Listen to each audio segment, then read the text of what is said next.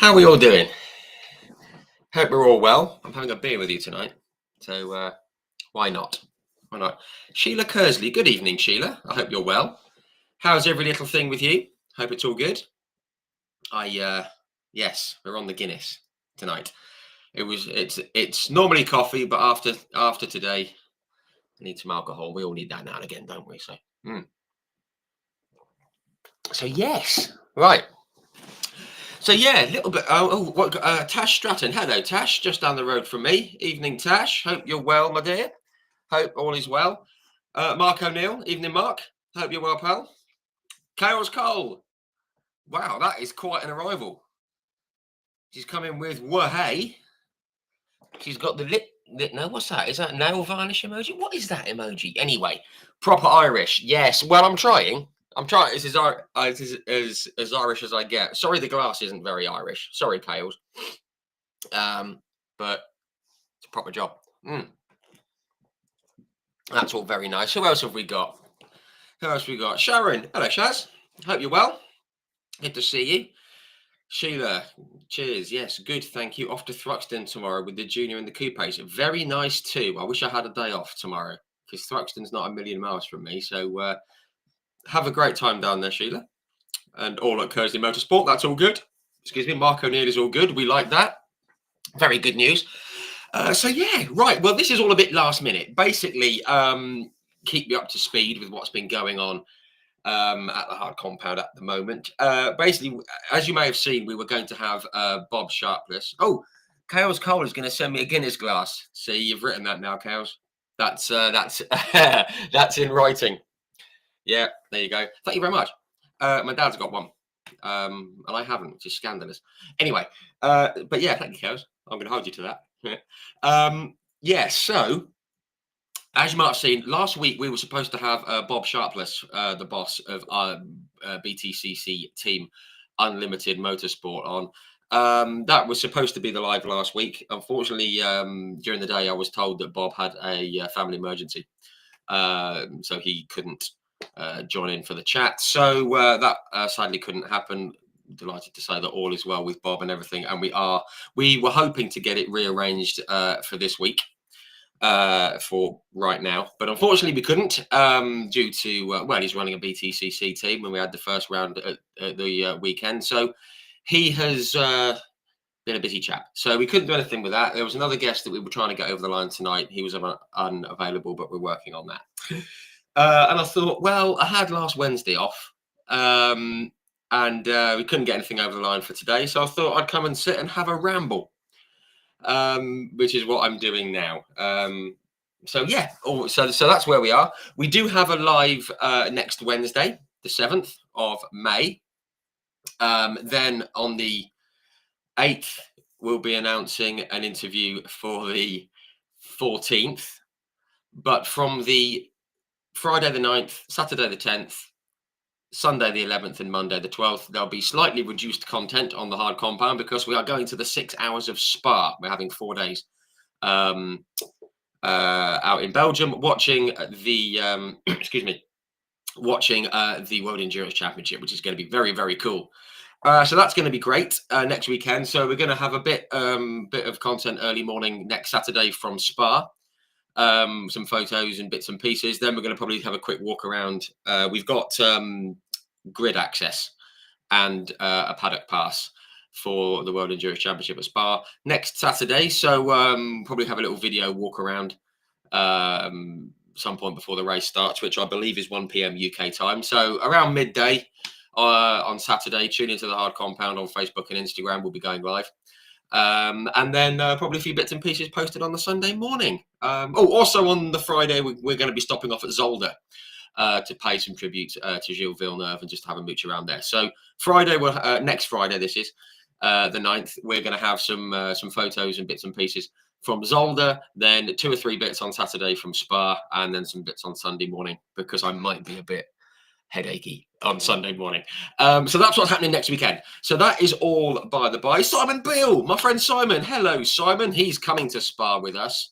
Simon Bill, cannot wait. 1 week left. Absolutely, mate. Yes. We'll see you next week and we'll get ourselves to Heathrow, which is smashing. Right. I have been missing loads of comments. Sorry, folks. What have we got here? Guinness glass. We've done that. Louis Hedge. Hello, Louis. I hope you're well, mate. Good to catch up with you at Media Day, Donington. Very, very good to see you as always. Sorry about the jokes about your youth, but you can chuck some back at me for being, well, old. But yeah, very good to catch up with you, mate, as always. Loving the sunshine today, absolutely. Laura Brombach. Hello, Laura. Hello. Hope you're well. Henry Howarth. Evening, Henry. Hope you're well, my friend. Diffan, good to see you at the Media Day as well. Good old chinwag we had, didn't we, for a while, talking about rallying and whatnot, which was good. John Kane is in, one of the Knock Hill Marshals.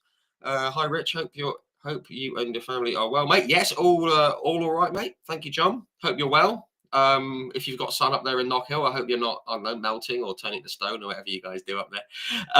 Thomas Parker, evening, mate. Hope you're all good. Drew Crease. Hello, Drew. Hope you're well, mate. Good to see you at Media Day as well. Nice to have a chat, as always. So that's all good. And Tash Stratton, he said, nice. I hope you have a good time. Yes. Staggeringly, I haven't been to Spa, which is mad, isn't it? But it's my kind of Spa weekend. Me and the boys. You don't need hydro pools and all that nonsense. You just need noisy engines and smelly petrol. Tracy Hickley. Evening, Tracy. Very good to meet you as well at Media Day. Hang on, Diffan, a bit headachy. That's me trying to sound professional and not using the word hungover on Sunday morning, which might be the case. But I'm sure we'll behave. But yeah, sorry, Tracy, great to see you at Media Day. You've been following the page pretty much since day one, and we've never met, so it was great to see you. And thank you for asking for my autograph. It took me by surprise. I haven't had to sign many autographs. I'm just a bloke. But that was lovely. Thank you very much.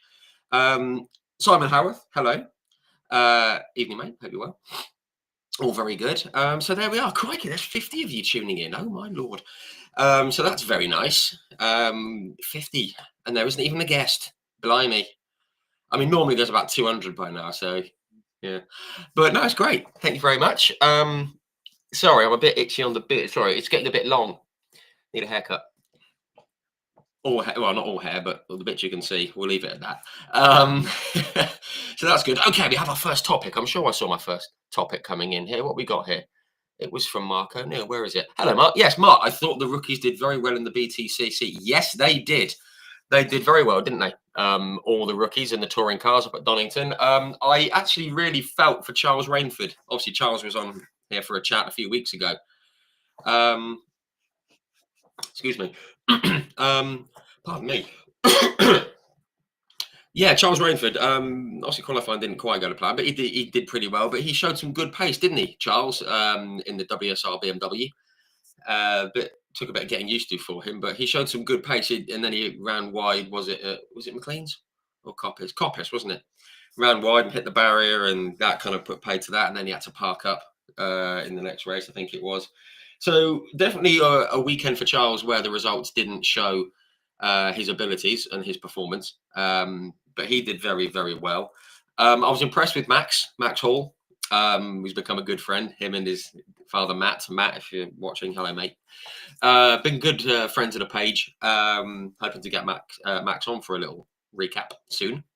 Yeah, it didn't quite go to plan for him on Saturday, but he definitely showed what he could do in that Cupra. Cool looking Cooper as well, isn't it? He definitely showed what he could do. And as Mark O'Neill's just said, yeah, he did great, especially against Shedden. Yes, no respecter of triple champions and all that, did he? He real elbows out around the old hairpin and all that. So yeah, it's good to see two kind of generations, really, with Flash and with Max. So that was very good. And somebody snuck under the radar, and I'm sure Mark will agree, was Mr. Dorlin, James Dorlin. Not spectacular, but he was just in there, wasn't he? In there and running in the top 10. And yeah, very, very impressive. Very impressive by him. But the guy who took my eye, not a rookie, because he's done a few races, obviously, in the series in the past, but was Dexter Patterson. What a performance in the Cupra. Didn't really see much of him on TV, but he came flying through the pack and he was mixing it up on the fringes of the top 10. So I was very, very impressed. I was very, very impressed with him. I thought Dexter was great. Also, more than honourable mentions, I think, to Chris Smiley, who was fantastic in that new Hyundai. Well, I say new; it's the old Accelerate one, but um, for like restart racing, I thought he was terrific, showing his experience. Really, really liked what he did, and also like Mikey Doble. Oh, it's just popped up. Look, Mark O'Neill, Mikey Doble. Obviously, he's a single car entry for PMR at the moment. Um, and obviously, we always like to say that it's good to bounce, ideas off your teammates and look at data, things like that. He hasn't got that, and as he said on the grid, he said it's a bit more old school. He's like, right, this is what I'm feeling. This is what I want the car to do. So make it happen, and then it's on my shoulders. So it's a bit. It was a bit old school. So it's good to see. And Thomas Parker, you took the words out of my mouth. Aidan Moffat, yes. Switching to rear wheel drive. Excuse me. Having obviously he had a bit in the Infinity, but that car was on its last legs, really, wasn't it? Well, when he was there. Back to rear wheel drive, new car. He was complaining about the chips, wasn't he? Did you see that? That was a good video. But yeah, Aidan was very, very good. Yeah, massively underrated. He's one of the people that say, "Oh, he's been in it for years and he's only won, I don't know, 5 races or something like that." But I mean, look at the machinery he's had. I mean, um, he's not really been in full-on front-running machinery, perhaps with the exception of last year when the Corolla was a bit up and down for most. But I think if he can get to grips with the Beamer, I think he's going to surprise a few people. Mark Anu, any reason for PML not having a second car? Money, mate. Basically, obviously they lost Evans Halshaw last year, and they've got Motor Parts Direct on this year. I think it all came together a bit late in the day, and from what I can gather, they haven't been able to get a second driver in the seat in time because even it was a bit last minute with Mikey. I had a chat with Mikey Doble up at Media Day, and he was not sort of uh, what I'm trying to say. I mean, he basically didn't have much time because it was all up in the air basically with PMR. So there we go. So that's why. And Mark O'Neill again. Adam Morgan looked comfortable back in front wheel drive. Yes, after the absolute dog in race one, didn't he? He had a dog of race one with a puncture and everything. That all went a bit wobbly. But I thought that race 3 drive, 2 underrated drives, both by the Accelerate guys. I mean, obviously people are going to look at the overtakes and everything else. Adam Morgan coming up from the back up to 5th was absolutely terrific. And Adam's a good lad. I had a good chat with him. I'm actually a big fan of Adam. I've been a fan of Adam's for a while, and I was very pleased to see him doing well in the front wheel drive Hyundai. But I'm going to say this now. Everyone's saying who the best driver, not obviously Tom Ingram and Ash Sutton stood out because of the win races and everything else, and the battle they had, and Jake coming up through the Beamer that wasn't really on it. We need to talk more about that 3rd race and Tom Chilton because he was on the softs. They kind of go off towards the end of the race, or so we thought. And he just drove into the distance in equal machinery as Tom Ingram, and he just drove away from him. And Tom Chilton, everyone says, "Oh, he's not what he used to be. He doesn't win the races that he should, etc., etc. He's not up the front." Yeah, maybe not, but that showed what Tom Chilton's all about. And Tom's great. Tom's a good lad, and I was delighted to see him get a win, which was super. So yeah, that was all very good. We'll come back to that in a minute because Diffan said yes. It was a very long. We did have a long conversation, Diffan, didn't we? Hope you eventually got to chat to Gordon Shedden in the end. I did. I got a few words with Flash and teaser. He's hopefully kind of going to be coming on here for a chat. He said he would, but I need to keep at him because he's a busy chap. So that might be kind of mid-season, but we're hoping to get Flash on, which would be great. Be good to get Gordon on, 3-time champion. We like that. Simon Howard looks like dropped me there. Simon, sounds like WSR have some work to do with regards to their setup and the new regs. Yes, a bit. At media day, there were mutterings that the drivers weren't fully happy with the car, apart from Charles, who was very happy. But obviously, it's been all changed there with BMW's factory input being scaled right back. Hence Colin not being there, but Colin's still there, as we saw. He was there at media day at round 1. Yeah, I just think they're getting to grips with with the setup. I think the rear wheel drive cars may be slightly affected more maybe by the new regs. I don't know. That's not don't take that as gospel. It's just my impressions from what I saw. What have we got here? Let's have a quick scroll. Diffan, the Coopers have taken a huge step forward, in my opinion. Yes, they have. They're showing great pace in testing. Did the same on Sunday. Yes. Not so hot on Saturday. Didn't quite get it right, but yeah, absolutely agree, Diffan. They were very strong on Sunday. Mm. Even Nick was putting in some decent times, which is very nice. What have we got here? What's your favourite support series for BTCC? Now that feels a bit loaded, Henry. I do like the minis. I've always liked the minis. Just from the people that I've spoken to on here. I mean, I've had a couple of conversations away from the hard compound with Cam Richardson of Napa Racing and their entry. And obviously, I've had guys like Bradley Gravitt on here. I've had like Lydia Walmsley's been on here. Max Coates and Ronan Pearson and Dan Zelos, guys who have done well in the minis, and they've said that the step up from Cooper to JCW is monumental. They said that it's much more powerful, and rather than being a nice little car to drive, the Mini is like a mini touring car. And they're a bit lively, and they're trying to spit you off the circuit all the time. So big fan of the minis. I've always said I like F4, which is controversial. So I says, they shouldn't be on the package. It's not there. This isn't their bag. But it isn't the old. Well, I haven't got door handles, have they? But it isn't the old wheel to wheel bumping into each other, because it's a different kind of racing, isn't it? And I just think I'm a big fan of F4. And there's some terrific young drivers in there. Alex Berg, obviously son of Alan Berg. Alan's been on here as well. Alex Berg, we like Alex. I might try and get Alex on for a chat, because he's come over from Canada. So we'll have to see what he thinks about it. But yeah, that would be good. Thomas Parker, Tom Chilton, Mega in race 3. Yeah, absolutely, mate. And Mark O'Neill, yes, it was getting cooler for the tyres to last for race 3. Yes, it was, wasn't it? Actually, it was very hot in the first couple of rounds. So that's a very good point. Oh, goodness me. You guys are on fire. Defan, me and my brother spent the day with PMR on Sunday in hospitality. Yes, PMR are good hospitality people. We were there in 2022 at Donington. Really, really good. And that's when I've actually got a video of it. I should post it, of me drinking a legitimate can of Rich Energy drink. It exists, but it's sold in bulk to corporate events, like BTCC. So they don't pay. They basically sell straight from warehouses to the end user, rather than going through the shops. And that's why you don't see Rich Energy in the shops. And you see all kinds of rubbish saying it's fictional. But Rich Energy were sponsoring PMR when I was there, and I had a couple of cans of it. I was buzzing off my nut, if I'm honest, because it is sugary. But it exists. But you don't see it in shops and in pubs, because there's stocking charges and all that kind of stuff. And they avoid that. So there you go.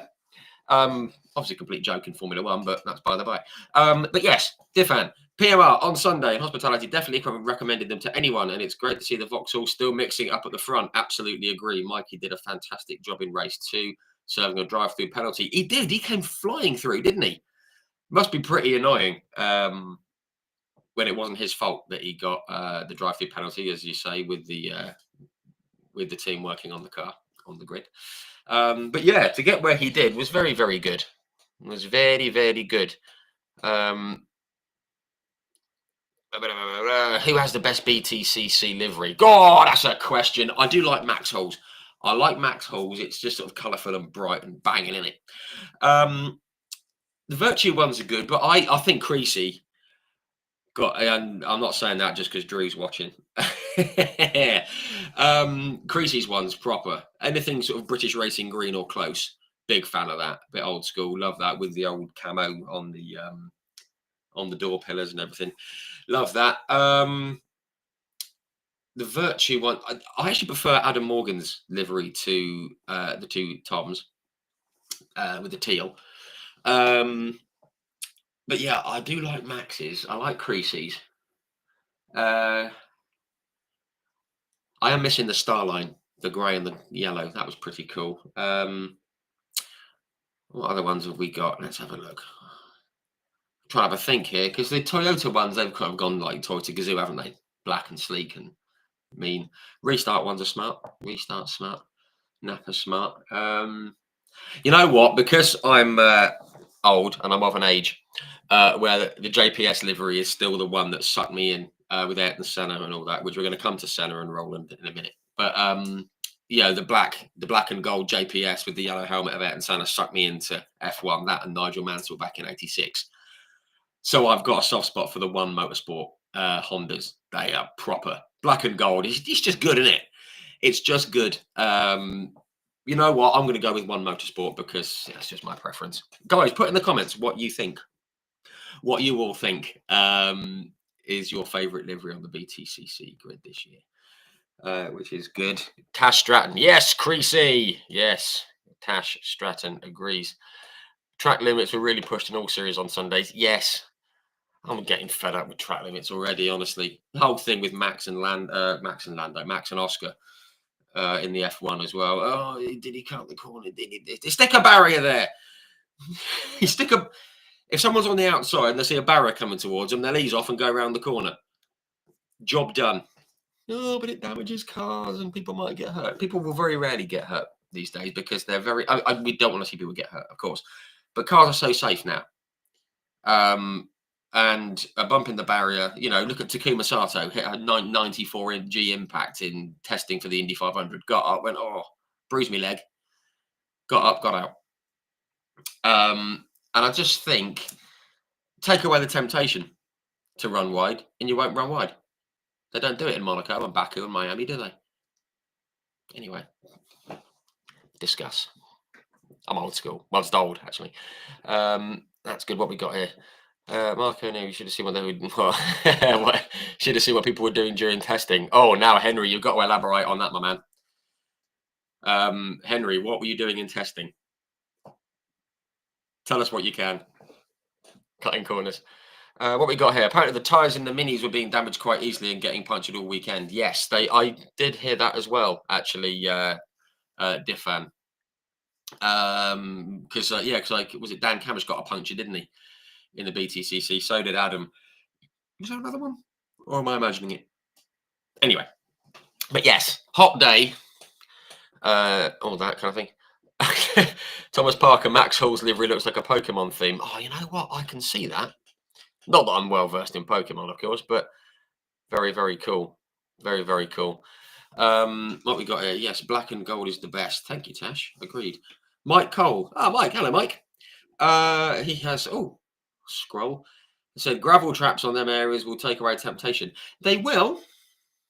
Yes, Andrew Bishop, Josh Cook. He had issues, didn't he, with tyres? Mike Cole, gravel traps on those areas will.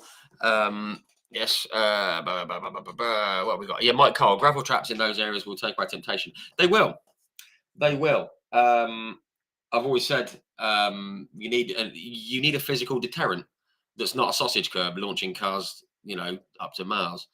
There's got to be a physical deterrent, not I'll push it and push it and push it and see what I can get away with and see if the clerk of the course is watching and see if the stewards. No, there's a track laid out for a reason. We don't want to see. That's the thing with barriers that I mentioned earlier, cars bouncing back into the track. But then again, my solution is don't hit them. It's easier said than done. But if you give a driver an inch, they'll take a mile, and that's why we love the sport. But if you put a barrier or a gravel thing or whatever, some gravel. Obviously, gravel is an issue for bikes and things like that, and I've come up with ideas in the past, and it's too expensive. But yeah, a physical deterrent that doesn't involve tyre stacks, which I've just seen have been mentioned. Thomas Parker, I'm looking at you, my man. Hang on. Henry Howe, through the chicane, our right wheels were nearly touching the green. Blimey, that is some cutting, Henry. It's all right. It's in practice, isn't it? Find the limit. Thomas Parker. Tyre stacks got reinstated on the weekend. Yes, they did, due to drivers cutting the chicanes in FP1 and FP2. Henry, that's you, mate. And Toku invested heavily in cameras. Yes, they did. Tyre stack. I'm with Tim Harvey on this. Basically, in racing, we want to avoid cars hitting things. So stop putting things in the way. Things that can move. if you hit a barrier and the car bounces off onto the track, well, okay, you've got to move you've got to clear a car away. If you hit a tire stack's going to move, it's going to break, and that slows it down. It needs to be reinstated. Thereafter, the car's damaged, so the car has to be moved. If it's like Andrew Watson last year, he went through a tire stack. It's just another thing to fix. Whereas if you hit a barrier, it's generally all right, isn't it? It's not like in the 70s with Sever and Helmut Koenig, who went underneath them and died, basically. The barriers are stronger. They don't need so much fixing. The only things that really need fixing are the tyre barriers in front of them. And that doesn't take long. So I don't think tyre stacks are the way to go, because it's another thing to fix alongside the car and another thing to sort out, and the drivers get fed up with it. Scott Stringfellow has to do more laps, and he'd much rather be sitting on the pit wall. And yeah, anyway, but I can see why they're used, but it's not my, it wouldn't be my solution. I'm with Tim Harvey on this. And I'm not just saying that because I want to get him on, because he's already been on and we discussed it a bit. You end up driving around Monaco if they keep it up. Well, that's not a bad thing. Monaco is only rubbish for Formula One, isn't it? Because the cars are too big. Every other series is brilliant racing around Monaco because it's tight and precise, and there's overtaking, and the cars are evenly matched, and they're thinking, crikey, there's a barrier there, I better not hit it. So they don't do it. It's not rocket science, is it? I mean, it's like in football. You're going two-footed, you're going to get sent off. So don't do it. Anyway, Colin Marshall, agreed. Physical deterrent is needed. Thank you, Colin. At least I've got one person agrees. All too easy for the clerk of the course to be pressured not to enhance track limits if they have enough going on. Precisely that. Scott Addison, is there a reason BTCC is not raced on the Silverstone international layout? National layout is rather the international layout. The international layout, that's the other half of the circuit, isn't it? Again, I read again it's due to funding and money and stuff, and having to use the pits on the Hamilton Straight and more stewarding and things like that. But I don't know why. But I'd like to see it. If anyone has any info on that, do pop it in the comments just down wherever you are. Up wherever. I've heard again it's down to funding and the use of the F1 paddock and all that kind of stuff. I don't know how true that is, but I'd like to see it. Why not? Unless there's a very, very good reason, which I'm not aware of. But yeah, Cookies like Josh Cooks unfortunately ran out in race 2 with a puncture. Yes, forced into the tire stack. Yes, he did. He had his exhaust folded over, didn't he? He did actually give him a clout. What we got here? Which circuit has that pole randomly on the circuit? It always gets hit. That feels like Croft. Is it the one with the double right hander at the start of the lap? The little flappy bollard thing. That always goes flying, doesn't it? I think that might be it, Sue. But if someone else knows that, then someone else. Well, that probably happen at all the circuits. I spoke with Max Hall. He said he hit at media day, the first or second lap of media day, he slammed it into one of those flappy bollards and damaged the front of his car.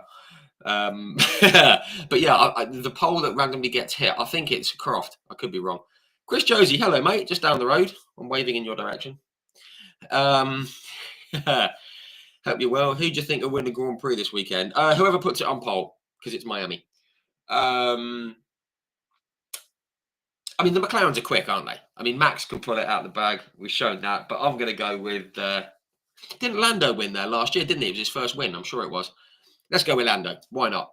But I'd like to see the Ferraris doing well. I just don't think... I think it's good for F1 when Ferrari do well. Either Lewis or Charles would be good. Speaking of Lewis, I met his dad at Media Day. Anthony Hamilton. What a lovely chap. I might have to try and get him on for a chat. How good would that be? Getting Anthony Hamilton on, telling firsthand his journey. Got some contacts at Unlimited Motorsport through Nick. Could get Nick on as well, couldn't I? Leave it with me. So yeah, Chris, I think a McLaren will win, but I'd like to see Ferrari do well. What we got here? Peter Howarth. For anyone interested in seeing Henry at the chicane in testing, then have a look at his race weekend report on Insta after the chat, obviously. Thank you, Simon. Lovely caveat at the end there. There's a link there, so click on that, but wait till I've stopped flapping my gums. Talking about track limits, why don't F1 drive between the lines? Same as every other series. As I said, give them an inch. Sorry, that was Sue Reese. Hello, Sue. Give them an inch, they'll take a mile. You know, same as everything, isn't it? They will, you know, if they said, "Oh, you can use 8.4 inches of the runoff," and they'll try and use 8.5, won't they? And all that kind of stuff. So yeah, I'm not in any position to say why F1 drivers don't keep it between the lines. I couldn't even start the blinking things, and my neck would break by the time I got to the first corner. But you know, they're so quick as well. I mean, and you know, if you're banging along at a couple of 100 miles an hour and you turn in, you get a little snap and you wiggle out and go over the white lines. You know, any little error is magnified so much. I mean, the touring car guys, if they have a bit of a wobble, they can, you know, slide wide a bit and they'll be fine. F1, you could bin it. So that's probably partly why they don't keep it between the lines. But it's in any series, you know, we see it even in IndyCar. They're at Barber this weekend with the big spider statue thing, and they'll be all over they'll be running wide and outside the white lines. I mean, I don't think any series keeps it inside the lines, to be honest, because there's no physical deterrent. We're coming back to that again, aren't we? But yeah, they were going to use other Silverstone layout in COVID time. Yes, they were, weren't they, Mark? I do remember hearing about that, so that's good. Mark Jackson, evening, Mark. Hello, mate. How far behind am I? Only a couple of minutes. That's good. So yes, I hope you're well, Mark. Thank you for tuning in. Thomas Parker, tyre stacks aren't the way to go, but to be fair to Toka, they invested in cameras to monitor track limits and spoke to a driver. See, the cameras is a good thing, but you have to have it at every corner. And I don't know if you remember, we spoke with Will Gibson, the Legends driver. He said, yeah, if you stick a camera on the outside, we'll cut it on the inside. So they'll always find a way. But yes, absolutely fair play to them for investing in cameras. Few drivers spoken to again, even a few drivers had to sit it out the same bin, but glad it's an FP2, so Toka decided, okay, well, put the tyre stacks back. Yes. Even Alan Gow was annoyed. Yes. When Alan Gow gets annoyed, things tend to happen, don't they? That would be awesome, says Tash. Would that be a Ferrari thing or McLaren thing? Marion Speed. Yes, great idea. Did I have a great idea? I've forgotten already. I don't have many. Anthony was back there over the weekend with me. Oh, was he? Different. Anthony Hamilton was back. That's super. Mark O'Neill, great respect for Anthony Hamilton when he went up to the Red Bull rookie. And yes, Isaac Hadjar, yeah, when he came off, yeah, he stuck it in the barrier, didn't he? He was gutted, and that was lovely to see Anthony do that. That's what motor racing's all about. Yeah. Especially as he's got two lads himself, obviously, that race, and he's obviously seen how much it goes into it and all that kind of stuff. So that was lovely. That was lovely. Oh, scroll. Series, you are so right, but the tyre problems and undercarriage damage would save the team squillions. Yes, it would. Yes, it would. And if they, I always go back and say, Google, do an image, Google image search, type in Austrian Grand Prix 1986 or 87 or something. No, 87, you get two pile-ups. Don't do that. Google Austrian Grand Prix 1986, 85, 84. Obviously now they go up the hill and they turn right. They used to keep going up the hill straight on, and there was a right, left, right chicane, and the curbs were about 6.5 inches high. They're massive, and not one of them goes over the curbs. They all slow down and go around the curbs and stay on the tarmac because they think that's a bit hefty. Don't want to hit that. Physical deterrent. Back to that again. Lando and Oscar be using their F1 cars as tractors. Yeah. Marion Speed, yes, Anthony Hamilton on. That would be good, wouldn't it? I'm going to work on that. We're coming up to the 200th interview, which is mad, isn't it? It'd be good to get Anthony on. He'd be a good guest, wouldn't he, for the 200th one? I'm also trying to get a kind of IndyCar drivers like Scott Dixon, Felix Rosenquist. Very difficult. It's mid-season, isn't it? But yeah, we'll see. We'll see. I've even made contact with Rubens Barrichello on LinkedIn, but I sent him a message 3 weeks ago. He hasn't read it yet. So that might be dead in the water. But, you've got to ask, haven't you? Ferrari having Lewis Hamilton's dad. Ferrari and having Lewis Hamilton's dad on here would be awesome. That would be good. Yes, thank you. Mark Jackson. Oh, excuse me. Are you at Brands on the 10th and 11th for the BTCC? I'm not. No. As I said earlier on in the chat, which you may not have been logged in for, Mark, in your defence, I'll be in Spa that weekend, watching the World Endurance Championship. I'm hoping to get to Thruxton is my next BTCC round because I've got other things I need to get to as well. Yeah, I've got Thruxton. Is probably the next one, and then I'll be at Brands and Silverstone at the end of the season. Spike strips. That's a police thing, isn't it? I'm watching police camera action, although some of the driving stuff. Spike strips, that'd be fun. What do you think about the lighting panel in the window showing which tyres everyone's on? It's good, isn't it? It's all right. Any little bit of more information that we can have when we're watching them go round? I'm all for it. I'm all for it. Mark O'Neill, get all 3 Hamiltons on for the 200th interview. Possibly 2. The thing is, I did speak with Nick at Media Day, and I'm fairly well in with Unlimited Motorsport as well. So, big head. Nick has agreed to come on for a chat at some point. I need to go through the team to sort that out. And I mentioned to Anthony that it'd be great if he came on, and he said, and he had a quick look at it on his phone, and he was impressed with the interviews. I don't know why, but anyway. And he said, "Oh wow, you've had some names on and all that kind of stuff. We have ego, big ego here." I'd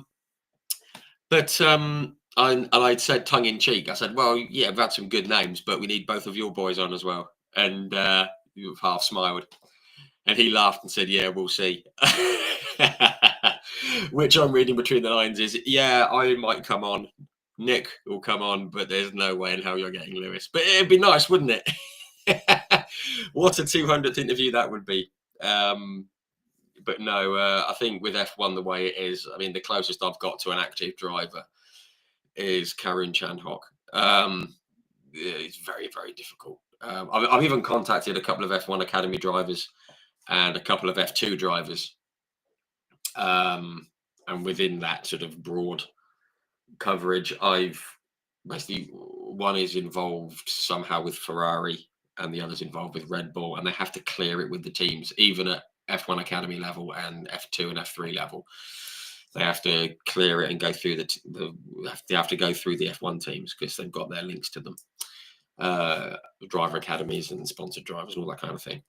So even F1 Academy, F2 and F3, you have to. There's involvement with F1, and that's what makes it very tricky. Which you know, it is what it is. I get it. You know, F1 is such a big thing, and there's so many links to it further down the ladder that any wrong word from one of their drivers or from me could have huge implications. Which is why I don't break news before it's been announced, even if I know it, because it can have implications.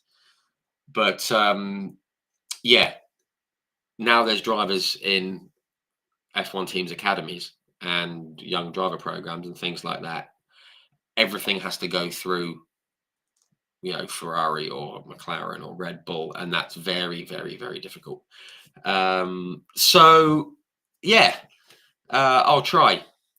Marion Speed, dream big. Yeah, always, always. I do ask people. That's how I've got people like Chip Ganassi came on. Have I told you this? Quick story about Chip Ganassi. Basically, Alex Palou had just won his championship last year, year before, his second championship. And I sent a message to Chip Ganassi on Twitter, just saying, "Good morning, Mr. Ganassi. Just want to say congratulations to you and the whole team, and to Alex. Terrific achievement, etc." And I said, and I quote, "I'm going to take advantage of your good mood. I know you don't do interviews, but we do them. We've had the likes of Mario on and name dropped a bunch of IndyCar people, Ari Landike, Willie Ribbs, and all that. So we'd love to have you on. It'd be an honour." And he came back 3 days later and he goes, "Hi, Rich. Thanks very much." Even to get a response. Could you imagine Toto Wolff or Christian Horner responding? Not going to happen. Yeah, Chip came back, said, "You know, really appreciate the message. Thank you. Oh, sorry. I also mentioned that I didn't that we were there when Marcus Ericsson won the 500, so the linky link, and he came back and said, he said, "You're right. I don't normally do interviews, but I love your honesty and taking advantage of my good mood. So yeah, I'll do it." So that's how Chip Ganassi came on, which was wicked. And he sent, I've got a signed cap from the Indy 500, signed by Chip and by Anyway, I'm rambling. Yeah, but yes, dream big. Exactly. Yes. I do have Damon Hill's phone number in my phone. And I've had a couple of messages with him, but I mentioned an interview and he hasn't come back to me. I think he might want money for it, which I can't do. But yeah, we've had some big names on, like Dave Richards and people like that, and Mario and Jackie Oliver and Tim Schenken, guys like that. So yeah, I'm dreaming big. I just need to give it the sell. That's all. So there we go. So there we are. But I will try. I'll see who I can get from a 200th one. I've got my eyes set on Scott Dixon, but we'll see. Let's scroll back. What have we got here? Have I had Mick Schumacher on? No, I haven't. He got a podium, didn't he? At Imola. That was good to see. Mick Schumacher. I could try. I mean, I've got a couple of ins in the World Endurance Championship. Granted, it's in the lower categories, but I would try Mick Schumacher. Anything with a Schumacher in it is going to be tricky, but excuse me, but I'll try. I will try. Yeah, I'll try anyone. I've got a big list of people that I'm working through at the moment. Actually, Diffan, you're going to like this. I've got a rally driver coming on the 14th. So yeah, we've got a live next week. I won't say who it is. I'm going to announce it tomorrow. Got a rally driver on the 14th. Got a legend, yes. Raced in F1 and raced in Formula One back in the 60s and 70s. Proper sort of Jackie Oliver, Brian Redman era. He's coming on the 21st, I think, unless I've got my dates wrong. Then we've got a female racer coming on the 28th. And I'm in the process of sorting out a few for June, which is cool. One is a touring car legend from overseas, which is cool. Other one's a BTCC driver. Yes, it's all very good. It's all very, very, very tantalizing. And I've got a few that I need to sort out. Anyway, rambling once again. Have I had Mick Schumacher on, Mark? No, I haven't, but I will try. If you want to see who I've had on, just go to the video section on Facebook or to the live section on YouTube. They're all in there. Give them a watch back, which is very, very good. And honestly, if you haven't watched the chat with Dimi Mavropoulos, the rally driver from 2 weeks ago, do so. That's terrific. Absolutely brilliant character. And if you do watch it, you'll see that I mentioned a woolly hat that he was wearing at Brands Hatch when I met him when I was 7, which he doesn't remember. Scandalous. No, of course he doesn't. Why would he? I met Dimmy in the rallycross at Brands Hatch in 1988.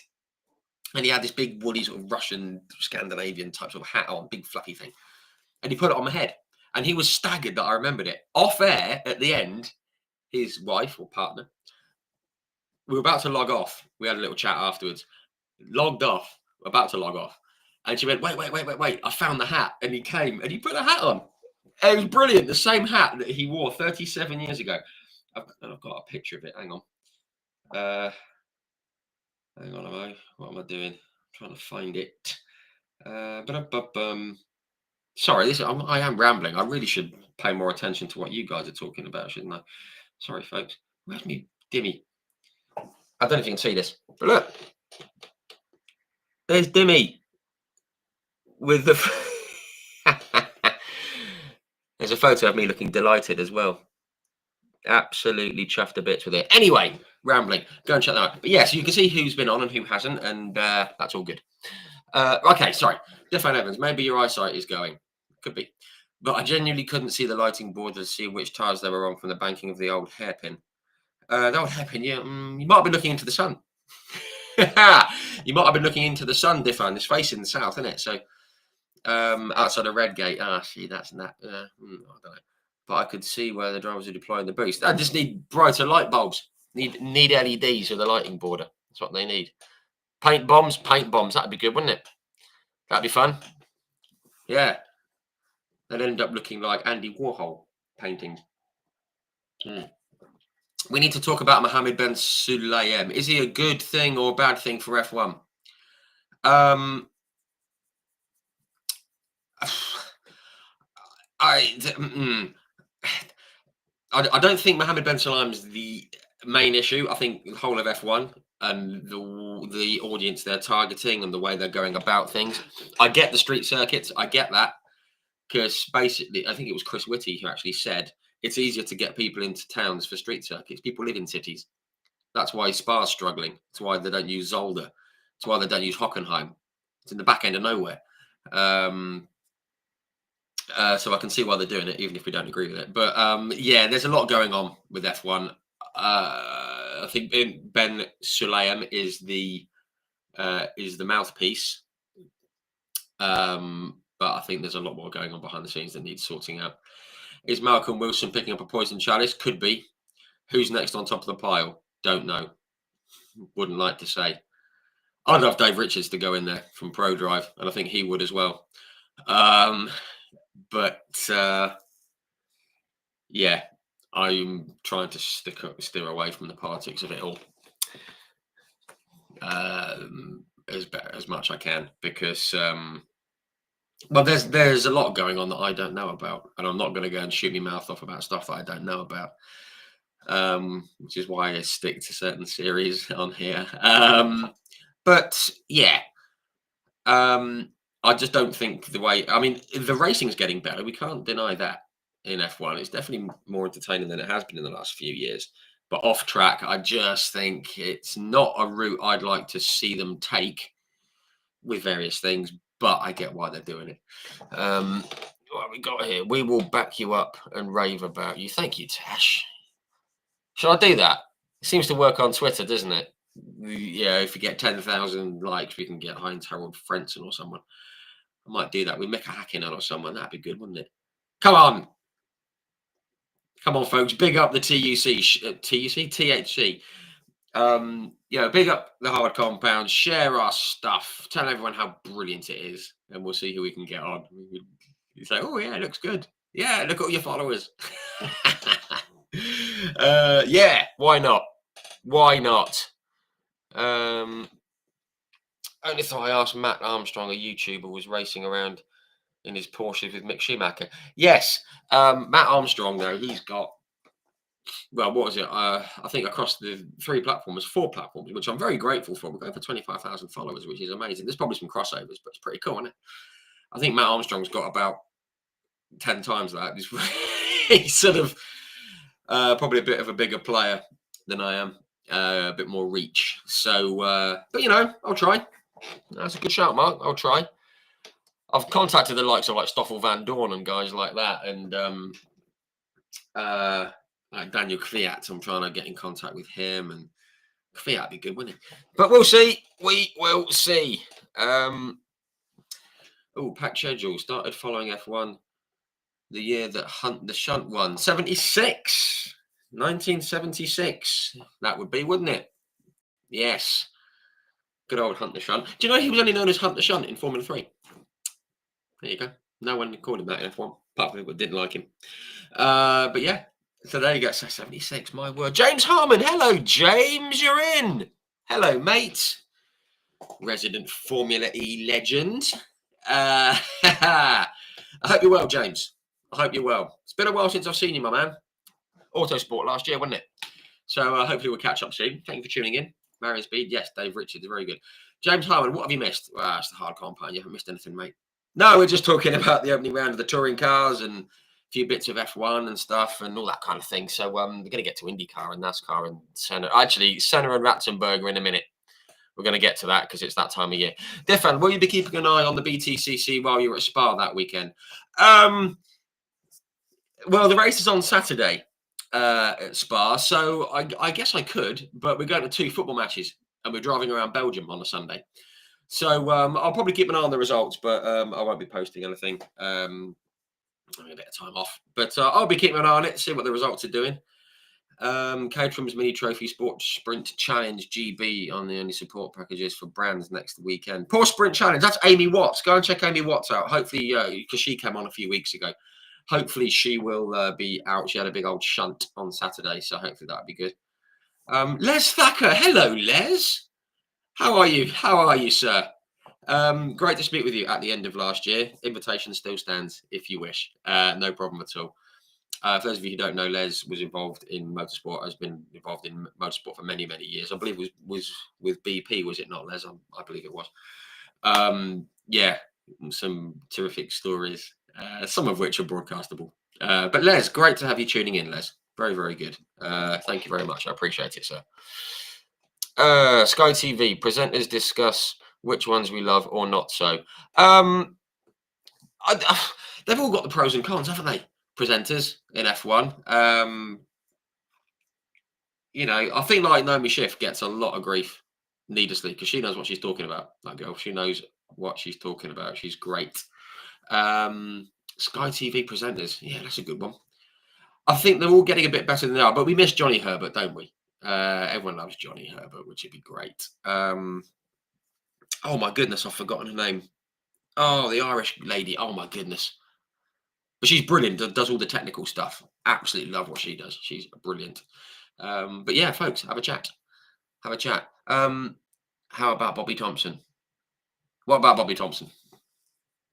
In this, well, Bobby's great. We love Bobby. Want to see him back in the BTCC or something. I think he'd be good in GT, actually. Anyway, Seaweed, as much as I admire Dave Richards, we lost the RAC. The Mickey Mouse stages in South Wales are not the same. Yes. Yeah. Not sure how much that was down to Dave, actually, but we shall see. James Harmon, I was minus 19 when Hunt won. James, we haven't got to bring age into. Oh well, we're going to bring into. I mean, I was minus 5 when James Hunt won. I was born in 81. Minus 19. I've got to do maths now. 1995, isn't it? Yeah. God, oh yeah, you just turned 30, didn't you? God, you're a spring chicken. You're a spring chicken. James Harmon has been way too long. Yes, James, it has. Taz Stratton, Amy Watts is great. I adore her mentality. Absolutely right. MotoGP has been interesting. Alex Marquez, yes, at the top. Yes, the Marquez is. That's good to see, isn't it? Absolutely brilliant. Absolutely brilliant. Yeah, loving the bikes. I've got a bike's top on tonight. It's a BSB one. I don't know if you can see it. It's Tommy Bridewell. Yes. But Bernie Collins, thank you, James. Sorry, Bernie and Andrew, Andrew Bishop. Yeah, Bernie Collins. We love her. Brilliant. Love what she does. Sounds like a female Colin Turkington, doesn't she? Love it. But yes, MotoGP is going very nicely, isn't it? But yeah, it's good to have a bit of sibling rivalry up at the top. I don't think there's many series that have had that, have they? Yeah. Very cool. What we got here? Denise Gibbons, miss you both. What? Thank you for the worship. Okay. Not sure what that's all about. And the encouragement you gave me. Okay, I didn't realise I did. Bring back Johnny, Danica Patrick. No. Yeah, Danica. I get why she's on there because obviously Liberty Media are going down the American route, and she's quite a nice looking lady, and they get her in front of the camera. She's American, and then it works. But she knows IndyCar and NASCAR better than F1. I'm not saying that people that are pundits should have driven F1 cars or have worked in it even, but I don't know. It doesn't feel like her area of expertise. But she's going to be on the coverage for Indy 500, so she will be very, very good. Bobby to interview. Bobby has been on, Simon. Yes, Bobby came on. West Surrey Racing actually contacted me last year when he was about to sign for them, and we had Bobby on. So that's going to be in the list of the live of the interviews in the live section on YouTube and the Facebook page as well. James Harmon, I'm old now. For God's sake, you're 30. You're not old, my man. Not a fan of F1, dear fan. Am I right in saying this is the first season in years that McLaren have had a best start season? Yes, it is their best start to a season for a long time. It might even be the best since 98, 99 with Hakkinen and Coulthard, I think. So that's all very good. But yes, McLaren have started very well. Oh, and yes, Tash has said the same thing. Tash Stratton, that's good. I'd rather have Damon Hill back on there instead of her. Yes, they would. From what I can gather, Damon just decided he didn't want to do it anymore. I don't know how true that is, but yeah, but things change and they're going to mix things up, aren't they? No one lasts forever. Look at Steve Ryder, what a legend. But yeah, we've all got our preferences and reasons behind the preferences and things like that. So yeah, I'd like to see Damon back. I think it's pretty good. I'd like to see Johnny Herbert back. But yeah, we'll see, won't we? I mean, they've all got their reasons for pundits and stuff. It's the same as in all sports, isn't it? Some of it is box ticking, some of it isn't. Who knows? But yeah, I tend to fast forward through the talking sometimes because I haven't got time to watch it all. They get so much hate these days. I guess it's not worth it for them anymore. That's a good point, James. It's a great point. People go in front of the camera. Yeah, okay, they're getting paid for it, and it's not a bad old job. I don't get paid, but people go in front of the camera to give their expertise and all that good stuff, and they just get grief. I mean, I remember like Damon Hill on Twitter. He's actually said that I'm thinking of leaving Twitter. I'm just getting grief.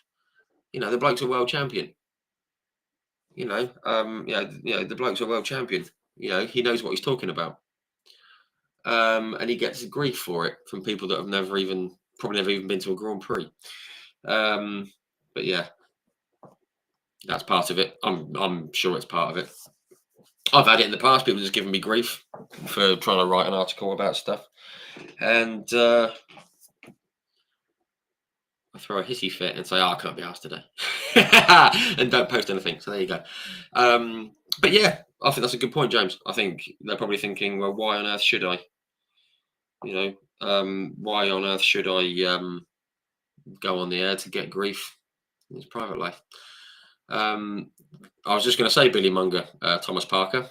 Yeah, agree with you. Billy Munger, he is very good. Obviously, we all know his story and the amazing stuff that he does for charity, but he knows his stuff, and I think he's a natural in front of the camera. So that'd be good. Sorry, good to see him carry on. Formula One, Channel 4. What we got here? Marion Speed. Paul O'Neill will be a good interview. Yes, Paul O'Neill has said at some point he is going to come on here. I've spoken to Paul a number of times, but he is monumentally busy. Obviously, he's got his media company, and it's unbelievable how busy he is. I don't know how he finds time to sleep with what he does. But yeah, I get on well with Paul. Paul's a good guy, great guy. Would love to have him on. And he's been saying for a couple of years that he'll come on, but it's just very, very difficult finding the time for him, really. Yeah, I'll try. I'll keep at Paul. And we'll see if we can get him on. It'd be good value, wouldn't he, Paul? Be good fun. And James Harmon has just called Billy Munger a panda. I think he meant pundit. Oh, he did mean pundit. That's it. All pundits should dress as pandas. There you go. That's the way to get people involved. Yeah, that's all good. But anyway, sorry, I've been putting this thing. Oh, hang on. Okay, let's have a quick here. Think you and Hoppers should be the presenters of the ITV4 coverage from Croft onwards. They wouldn't let Hoppers on the telly, would they? Yeah, that's it. I think I am the natural replacement. I am the natural replacement for Steve Ryder. Clearly, not. That'd be cool, though, wouldn't it? That'd be good to get on the telly box. Yeah, Diffan, start pushing that. Have a word with Alan Hyde. See if he can put in a good word as well. We like Alan. But yeah, God, could you imagine me on the BTCC coverage? Goodness me, imagine the grief I'd get. I actually got grief for saying that if I was struggling for budget, I'd go TCI UK instead of BTCC because it was cheaper, and that turned into me hating the BTCC. Says all you need to know about some people, doesn't it? And some groups. Leave it at that. But anyway, sorry. One thing I want to get onto because it's the anniversary today and tomorrow. 31 years since we lost Roland Ratzenberger. Today, I put an article on the page on Facebook today, which has been very well received and very well viewed, and I've had some nice comments on it, which is very nice. I always try and do the James Harmon, you'd slay it. Yeah, I think I'll be all right in front of the telly. Not sure how many people would want to look at me, but yeah, it'll be all right. Thank you, James. But yeah, Roland Ratzenberger, obviously, it was 31 years ago. I remember it. You'd lose your hair with the stress. Oh, I'm already on that, mate. These are my hair. Look at that look. Woohoo! Blimey. Be looking like Michael Crease sometime soon. Sorry, Creasy. Sorry, mate. Well, that's the thing, Mark. You say that Brexit shouldn't have happened. 94. It was a different time, wasn't it? Different time. Even 31 years ago, it was. I mean, as I said, I've spoken to David Brabham, who was Roland's teammate. I've spoken with Mika Salo, who raced on that weekend. I think was Wendlinger there. I think Wendlinger was there. I can't remember. I've spoken to a few drivers who were there, and they all said, they were given the option not to race, and they all said Roland would want us to race. Ayrton said the same thing. They all said they'd want us to, they'd want us to race if we were happy to, and they were all happy to. So in that scenario, I mean, if the FIA at Imola had said, right, we ain't racing, the drivers would have gone, whoa, hang on a minute, can we have a say, please? So it kind of works, and I get why people say it shouldn't have happened, and if somebody was killed on an F1 weekend now, they'd halt it. But this was 31 years ago. It's that, if you go back 31 years from 1994, it's 1963, in an era where drivers were dying every week. So I get why people say the race shouldn't have happened, but that's looking at it through the eyes of today, isn't it? As I said, I spoke with David Brabham on here, who was Roland's teammate, very, very, very, very close to everything that went on. And I said, did you ever think I'm not racing? And he goes, yeah, for about a split second. And then everyone said, Roland would hate that. And also, we know it's dangerous. So, but how would I feel about doing it? I don't know. About racing in that scenario, I don't know. But Roland Ratzenberger, I remember seeing him in Formula 3, British Grand Prix 1988, and in the BTCC, I believe, that year. And I remember because he sounded like Roland Rat, for those of you who know who Roland Rat is, from childhood. And I instantly took to him just because of his name. And then I suddenly realised that he was actually very good. And when he got into F1, the Simtek car, which looked brilliant, the purple, beautiful colour, MTV on it, it was a proper, it was terrific. And it was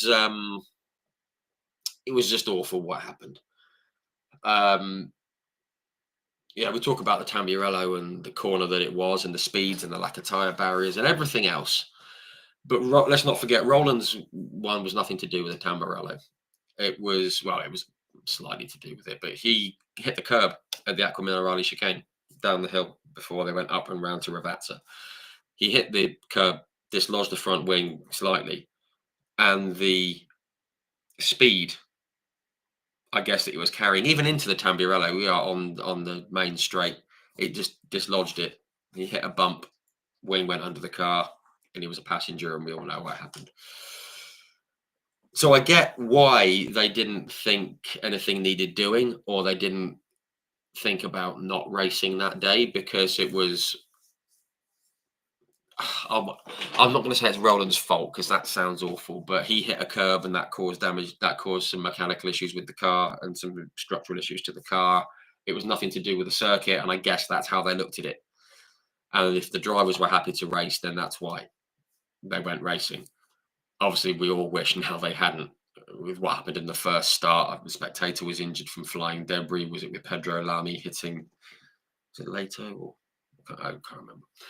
And we all wish they hadn't, because there was the issue in the pit lane where the marshal got killed by a bouncing tyre, or get injured by a bouncing tyre with Alboretto's car, wasn't it? So I can see why they went racing, because they probably thought, well, it's one of those things.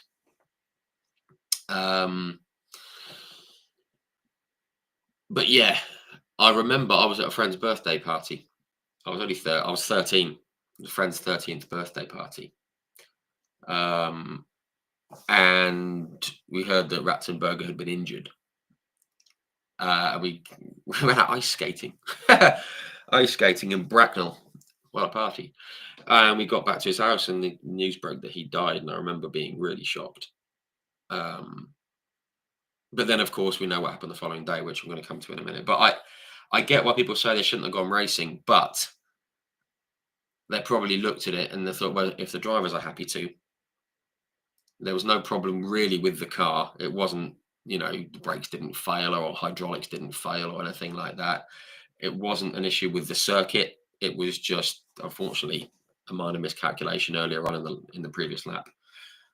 But an awful loss, of course, awful loss. Oh, John T. Oh, John T. Hello, mate. Good to meet you at Media Day. He said that me and Paul O'Neill would be entertaining. Well, Paul would. He'd probably just clamp me every single thing he said. But I'll give him a go. Come on, Paul, me and you. Let's do it. BTCC coverage. Let's have it. Sue Reese. We'll talk about Ratzenberger. And I remember it well with your late mother. Huge F1 fan. And the race went on. Yeah, as I said, the race went on. But back then, why wouldn't it? If the drivers wanted to go racing, let's go racing. Whereas now it's very, very different. There's a lot of other stuff going on. So yeah, it's a tricky one. And obviously with what happened with Rubens, again, people said on the Friday, with Rubens' accident, said, "Oh, it shouldn't have carried on. Again, it was a miscalculation by Rubens. He hit the curb. I mean, if he'd been an inch and a half to the right, he wouldn't have hit the curb. If he excuse me, if he had, he'd hit the tyre barrier, and it wouldn't have been so bad. So there's mitigating circumstances on each, I think. I'm not saying they should or shouldn't have, but I can see why they carried on. So that's just my thoughts. Anyway, I could be talking nonsense, but that's my thought. But yeah, which are going to come to that. Mark O'Neill, have you watched the Senna Series 6? Oh, the 6-part thing on Netflix. I haven't watched it. No, I watched one of them, and I will not say what I thought of it. But I didn't watch the other 5. Yeah, no, not for me. Not for me. Maybe I should have given it more of a chance, but it's the same reason I haven't watched Drive to Survive past the first 2 episodes. It's just Drive to Survive isn't. It's not.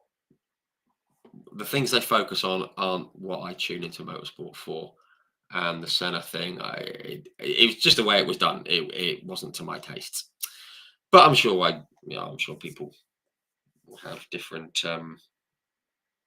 opinions on that.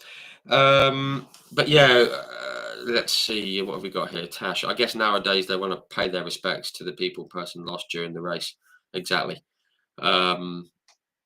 But it was very different back then. Yeah, exactly. I mean, we thought in the 90s that it was all, we wouldn't see anyone die, because obviously Roland and Ayrton were the first F1 fatalities since De Angelis, wasn't it, in '86? And the first on a Grand Prix weekend, because obviously De Angelis was in testing, wasn't it? The first on a Grand Prix weekend, I want to say Riccardo Paletti. Is that right? 82, I think, Canada. Just after Gilles Villeneuve, I think, in '82, Zolder. I think I'm in that right area anyway. Because we thought, well, from '86, because De Angelis should have survived, but obviously because it was testing, there weren't enough marshals there, and that's why the fire took hold and all that kind of stuff. And he died of smoke inhalation. So it wasn't okay. He crashed at high speed and rolled, but he was fine. apart from the fact he was breathing in a whole bunch of smoke, and that's what killed him. And we thought, well, we've got safer since then. You know, we had Gerhard Berger's accident at Imola in '89. I think PK had one at the Tamburello in '87. Patrese had one there in '92. Alboreto had one there. And there were other big accidents as well, you know, around that time. I remember Philippe Alliot rolling his LaRousse in Mexico, and they all got out and walked away. And we thought, you know, we're getting much, much safer. And then the Imola thing taught us not to rest on our laurels. I say the Imola thing, that trivializes it, and I don't mean it to, but that weekend. And even now, you know, it takes bad things happening to, you know, we all said that nobody would die in F1 again after Senna. And I know the Jules Bianchi situation was a freak accident, but yeah, and as Mark O'Neill's just said, Roman Grosjean. I mean, okay, he didn't die, of course, and we're very grateful. And he wasn't even injured apart from some burns. But that was another wake-up thing, wasn't it? It was like, oh, goodness me, this can still happen. I mean, we all thought he was gone, pretty much, didn't we, when Romain Grosjean crashed in Bahrain. And that was another wake-up call, and they've done things to stop cars breaking in half and things like that. But it does still happen, you know, but he didn't die. He wasn't even that injured. Would they have raced if he had died? Probably not. But again, the drivers didn't go, oh, God, don't like the look of that. Let's not race. It doesn't happen. It's not the way they're wired. Us non-racers, you know, us non-racers, we don't get it. I was watching an old Top Gear, and he was going around Laguna Seca, and he said racing drivers are different because they don't have the part of the brain that says, what if something goes wrong? Whereas Clarkson was saying, I've got that all the time. If something breaks now, I'm in the barrier. If something breaks now, I am toast. Racing drivers don't have that. They just go, yeah, fast, power. And that's, I think, why they're built different, isn't it? And that's why they will want to go racing. I mean, I go back to David Brabham, Roland's teammate. He said, it crossed my mind not to race for about 3 seconds. And then I went, no, I'm here to race. And Roland wants us to race. So let's race. So, yeah, attitudes change, don't they? Attitudes change. Right, I'm not scrolling. We're going to come to Ayrton Senna in a minute. What we got here? Sue Reese, one thing I'd love to see is the Goodwood Hill climb. Daftest thing, but absolutely brilliant. Yes, Goodwood, brilliant. Yes, Goodwood Hill climb, and they also do it at Brooklands. They got the old hill climb up the side of the hill there, which is cool. But yes, Goodwood is definitely something to get to. The hill climb, it's fantastic. It's really good. Tash Stratton agrees. Oh, I think she's going to go with Sue. There you go, super.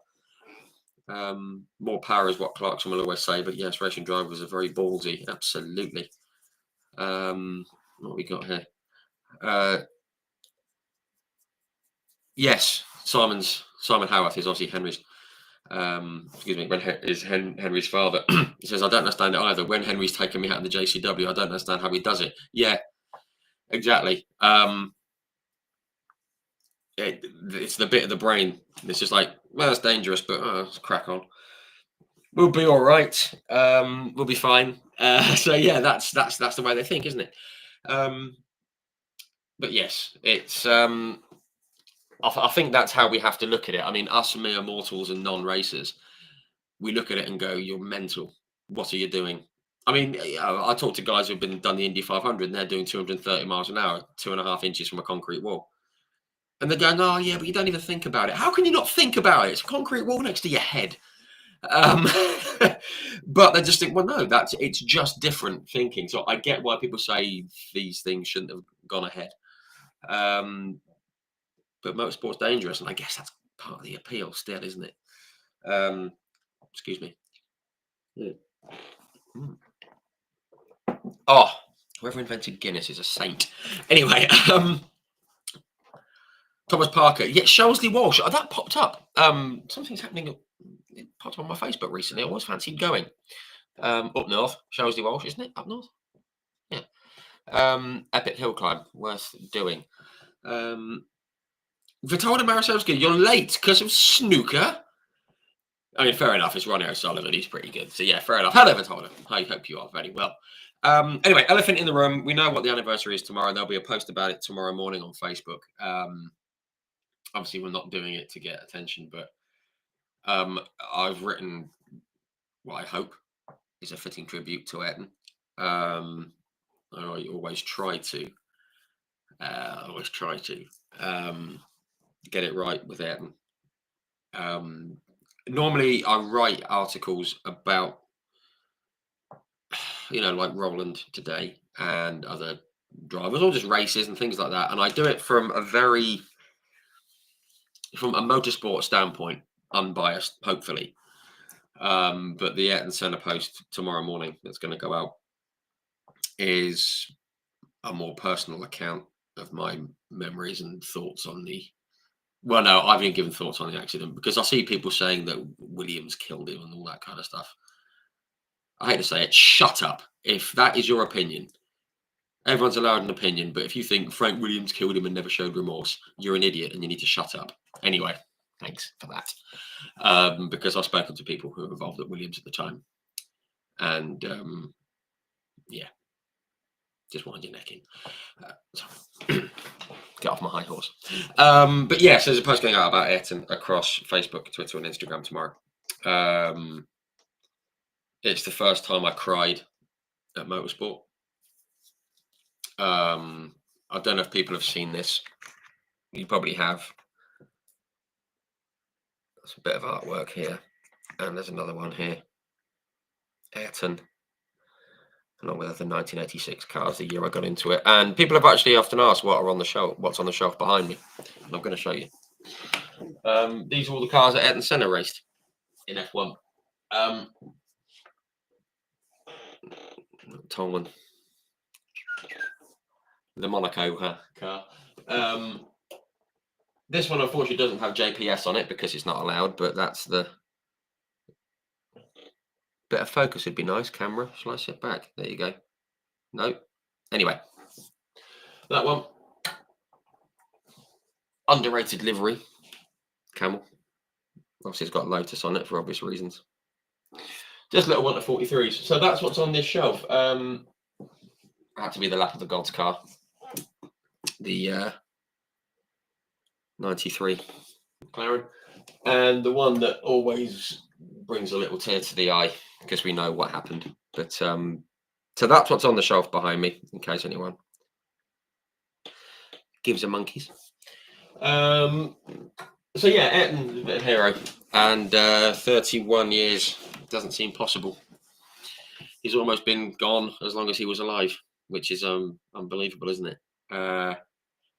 Just an awful shock. And as you'll see in the post tomorrow, there's a line in there that said, when I was a kid, my friends' heroes were Batman and Spider-Man, and and they all wore capes. I've always said that one of my heroes wore a yellow helmet, and F1 drivers were indestructible. They were superheroes. Nothing happened to them. They were a different level of human being. And it says that obviously Roland was lost, and this isn't to belittle the loss of Roland because nobody would ever do that. But this was Ayrton Senna. Of all the drivers that it was kind of likely to happen to, but it couldn't. Ayrton was the one.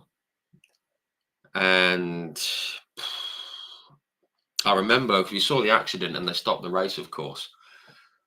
And obviously there was only 4 channels back then. Had Channel 5 started? I don't know. It was a serious crash. And I remember, does anyone remember the newsreader, Moira Stewart? It was the news. I think it was 6 o'clock news, probably was 6 o'clock news. And they just said that Ayrton Senna was killed. And I remember my mum, who wasn't a Senna fan, isn't a Senna fan. Even she went, "No, not Senna." And I remember going, "Mum," and looking at her, and she just looked at me and sort of, nodded. And apparently, I don't remember this. Apparently, I burst out crying and ran upstairs and stayed up there crying my eyes out for 3 hours. Apparently, and I've always said that was the day my childhood ended. Age 13, it was probably about time, wasn't it? But it made me realise that these guys weren't immortal, and I think that's the effect it had on a lot of people, from what I can gather. And it was just and again, not to belittle the loss of Roland, as you've seen me from I remembered him today, Facebook, Twitter, and Instagram, and rightly so, of course. Any loss is awful, but something about the end, and it just was awful. But anyway, yeah, look at the post tomorrow if you wish. It will be going out at about 8:30 in the morning. Anyway, so that's my experiences of it. Obviously, some people have put their own memories in. Let's have a look here. I'm going to say this actually. Firstly, Simon Howarth, obviously Henry's father, says if anyone wants to drop by the Jam Sport at BTCC weekends and meet Henry, have a look in the car. Then you'll be very welcome. Might have to pop off soon. Yeah, brilliant. Yeah, go and do that. Go and see the Jam Sport minis. Go and see Henry. Simon, I will be in contact one day, mate. I promise. It's just been very, very hectic. I was thinking of maybe making contact with you this evening, but for this evening, but it was only really guaranteed that this day was going to be free on Monday night, and that's not enough time to promote it. But Simon, I will be in touch, and we'll try and get Henry on. Showesley Walsh is down south in Worcester. Oh yes, what's the one I'm thinking of? What's the northern hill climb that I'm thinking of? Someone let me know. But yes, you're right. It is Worcester. Of course it is. What we got here? Let's have a look. James Herman, love it. 45 minutes. Okay, yeah, Showesley Walsh, Worcester. Yes. Oh yeah, because you're having Wales, aren't you, James? Fabulous. Yes. Terrible Welsh accent. What we got here? Mark O'Neill's got the Eton Senna MP4 on McLaren in Lego form, built on your shelf. Good man. Marion Speed remembers seeing Ayrton at Donington in F3. Yeah, that must have been cool. When was that? 83? Something like that? 82, 83? Nice one, Marion. Defan Wyn Evans. Hoppers would agree with you about Guinness. He was drinking a glass on Monday during his live blog. How come you got so much in the glass of Coke? I'm actually more surprised that Hoppers was drinking a proper beer. Normally he's drinking lager, red stripe or some nonsense. Rule of thumb, I've got another Guinness over here. I might have that. If you've got your pint and you can put your fingers behind it and you can see your fingers, that ain't right. Rule of thumb. No visibility rule. It probably was Coke. No, Hoppers, actually. Right. Thomas Parker, currently building the Senna F1 car from the D'Agostini subscription. Oh, nice one. That's cool. That's very cool. Have to send me a photo of that when it's done, mate. That'd be cool. Marion Speed, great words, Rich. Well, thank you.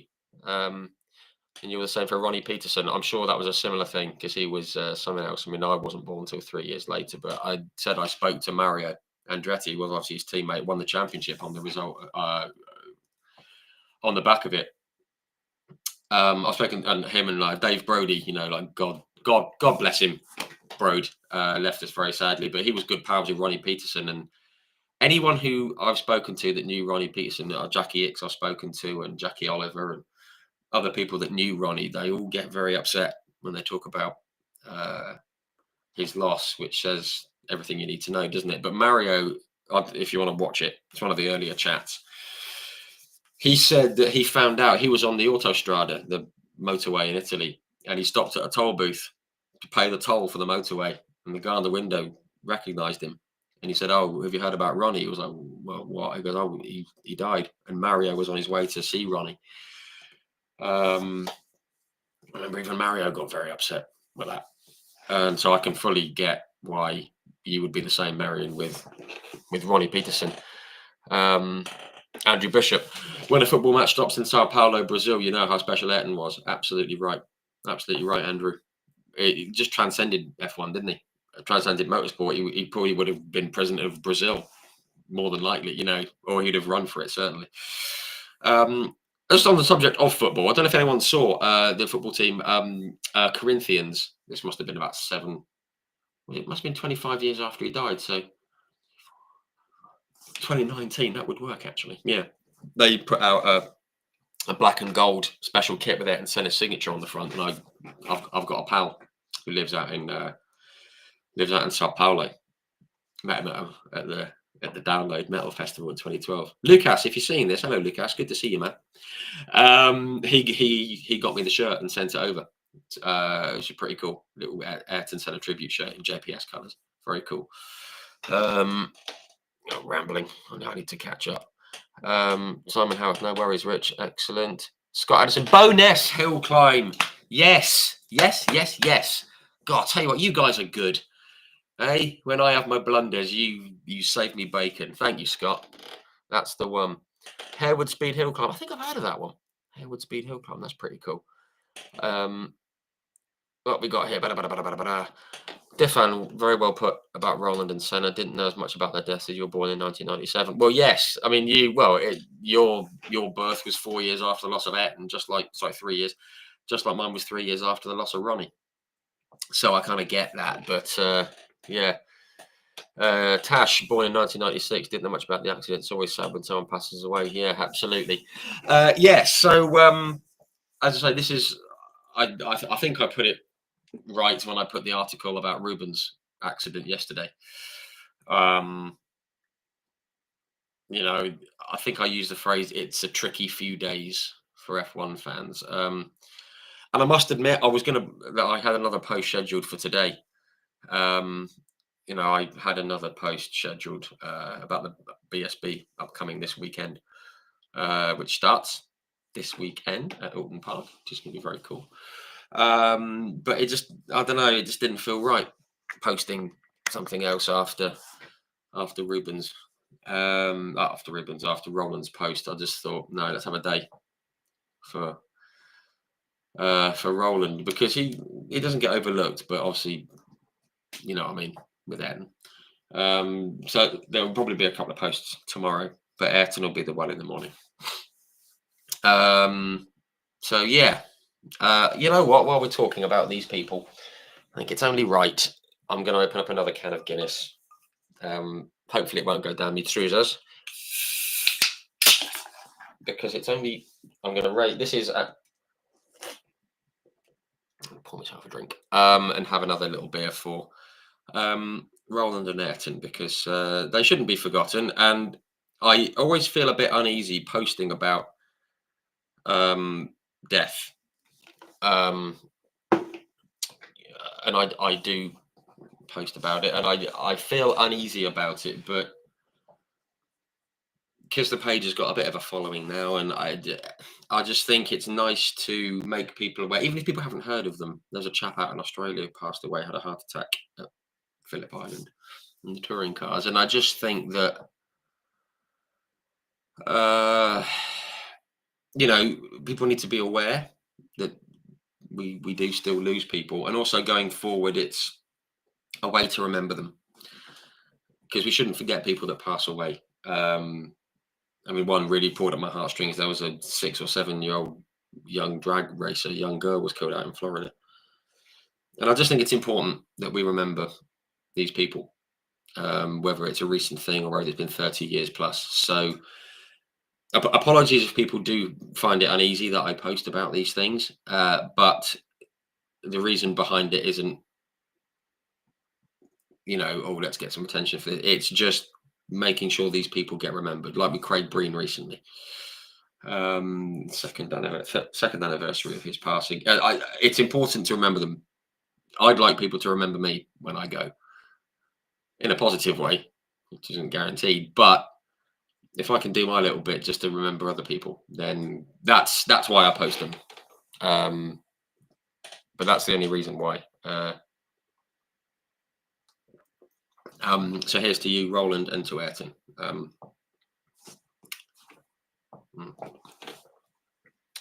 had the privilege of seeing them both in the flesh, which was great. Anyway, all very emotional. What we got here? I'm just going to go back. Thomas Parker, seeing the Goodwood coverage of Bruno Senna driving Ayrton's car was unreal. Yeah, that was cool, wasn't it? That was really cool. I think, wasn't he speaking to Emerson Fittipaldi as well before he did it, which is very, very cool. I love that. Marion Speed, what about getting Steve Parrish on? I've got Steve Parrish's number. We were going to get, we were going to set a ball rolling for a chat a couple of years back. Terry Reimer put me in touch, and I keep meaning to contact him. But yes, Steve Parrish, that would be good, wouldn't it? No filter. That would be great, getting Steve Parrish on, because he's done everything, hasn't he? Cars and bikes and trucks and everything. So yeah, good shout. I'll try and get in contact with Steve. Series got to go. Oh, I see. That's a shame. But thank you, Chip, for tuning in, and said thank you for a fabulous evening. We must do this more often. Yes, we must. I must stop getting guests on. We should do this. But yeah, as I said, we're all booked up until the end of May. May? No, we're already in May, aren't we? No, we're not. April. Losing track. We're booked up to the end of May. We've got 2 or 3 coming up in June, but we'll try and do one maybe mid-season. Your knowledge, insight, and humour make me come back for more. Oh, well, that's very nice. See, thank you. That's very nice. The £5 note's in the post. But no, that's lovely. Thank you, Sue. I appreciate that. Vitolda, there's no shame in admitting it's hard to write about. Yeah, absolutely. Yeah, some things are hard to write about, but as Tash has said, it's nice to remember them. James has said, well said. Thank you, James. This is all about never forgotten. Which is why you visit Paul Warwick's grave. Vitolda, could you send the page a personal message or an email, hardcompound@hotmail.com? I'd like to see where Paul Warwick's grave is. Because as I've always said, the first big name I had on here was Derek, and I've never had the opportunity to visit Paul's resting place, which I'd like to do. I've been to Tom Price's. It's down there. If anyone knows the story of Tom Price was killed at Kyalami when he hit the marshal, go on the Facebook page and hit Control and F for find, or just go to search. Actually, click on the 3 little dots, hit the magnifying glass, search Tom Price. I do an annual post about Tom Price. Thank you, Batolda. Will do. Great stuff. Tom Price is one of the most horrendous ways to go. Marshall was killed at Kyalami as well. Tom was from Ruthyn in North Wales. I hope I've said that right. Diffan and James, can you confirm? Ruthyn, North Wales. And there's a beautiful memorial to him, which I've never been to, which I'd love to do. But he was actually born down in, I think it's St Mary's Church, in Otford, Otford, in Kent, which is just down the road from Brands Hatch. You got to go down a country lane to get there. I've visited Tom Price's resting place just to pay my respects. And it's really nice. It's, as you say, it's peaceful and lovely. So if we can do that, if you're ever down at Brands Hatch, you can see signpost to Otford. It's about 7 or 8 miles away.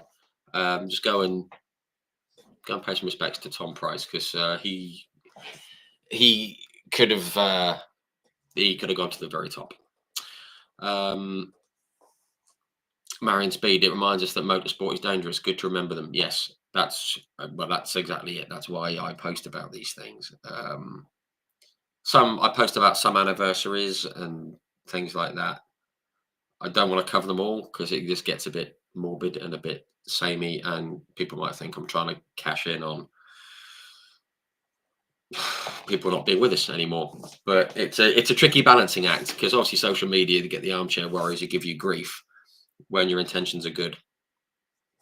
And I have to bite my tongue not to bite back, because I'm that kind of person. Diffan, you're an okay person, I suppose, Rich. Oh, thank you, Diffan. You're too kind. Love you too. Ish. Thomas Parker, keep up the content, Rich. Oh, well, I enjoy reading and watching. Oh, well, that's great. Thank you, Thomas. That's very nice. Wish I'd known that when I was back at Brands Hatch back last year. I'm sure you'll be at Brands again, Tash. Sure you can go and check out Tom's resting place. So it's a nice thing to do. It's not a habit, you know. I know there's some people that Google where all the graves are and they go round, and that's up to them. It's not my thing. It's not my kind of road trip, if I'm honest. But you know, each to their own. But if I'm in the area, then I'll do it. Haters gonna hate. Ignore them. Keep posting. Yes, Marion, I will. I will, because I think I mean, some pages and groups, they allow anyone to go on there and be as negative and nasty and horrible as they want to be, just because it helps algorithms and it helps boost the page. But I won't do that. Um, you know, I like to give a couple of warnings. People say, look, language, language, Timothy. But I don't know if anyone saw, actually, someone left a negative review on the page on Facebook recently. Basically, if anyone has a go at a driver constantly, and by that I mean 3 or more times, out. And it was about Michael Crease, bafflingly. How can anyone not like Creasy? And basically, I posted, it was when he announced he was joining Accelerate Motorsport for the first half of the year at least. And I used the phrase breaking news or whatever. Accelerate Motorsport confirmed fan favourite Michael Crease joins the team for the first blah, blah, blah. And someone wrote, fan favourite my posterior. The blokes are unt. Don't know what his beef was with Creasy. And I just went, steady on, no need for that. And he called me one of those too. So I deleted his comment and banned him for dropping the C-bomb twice. I then got a negative review saying, oh, awful page, the person running it doesn't let you voice your opinion. Or all I said was, I don't like a driver. No, you didn't. Saying you don't like a driver and calling someone that, big difference. People might have seen that post. I put a temporary post up in the morning. Big difference between saying, oh, I don't like him. All right, fine. But don't call him that. And don't call me that either for calling you out. So anyway, but haters are going to hate. But people have realised now that that's not what the page is about. You don't go there to give people grief. When I announced that Nick Hamilton was back on the grid, I said, don't give anyone, if anyone gives Nick grief, you're on a tightrope.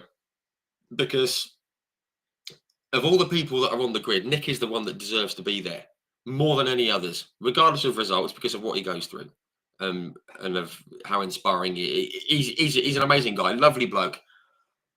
And this guy, he picked at Nick 2 or 3 times, and he came on and he said, don't get why everyone's so happy about it. The bloke's effing useless. Ends up in the gravel all the time, waste of a drive. Blah blah blah. And I just went, mate, if you've got nothing nice to say, don't say anything else. Just keep on scrolling. And he told me where to go in no uncertain terms. So I banned him. Bit of a power trip, but screw it. Not having that. I haven't got time. Other groups have admins and things like that have time to go through and pick out all the rubbish and set trigger words and all that kind of guff. I don't have that. The hard compound has only ever been me. It's only ever been one person. And I've got loads of other stuff going on in my life. I don't need to mess around with all these kinds of guys. So if you do that, you're out. Sorry. A little bit heavy-handed, perhaps, but I haven't got time. You might have time to fritter away, sitting on the internet, slagging people off from behind a non-profile picture, which is always the case. So, yeah, there you go. But haters are going to hate, but I will carry on, which is all good. Facebook's got really bad keyboard warriors and all sorts of groups on pages. Yes, absolutely, Mark, it has. In person, they wouldn't say anything. Absolutely right. Marion, well done, Rich. Banham, yes. Fear my wrath.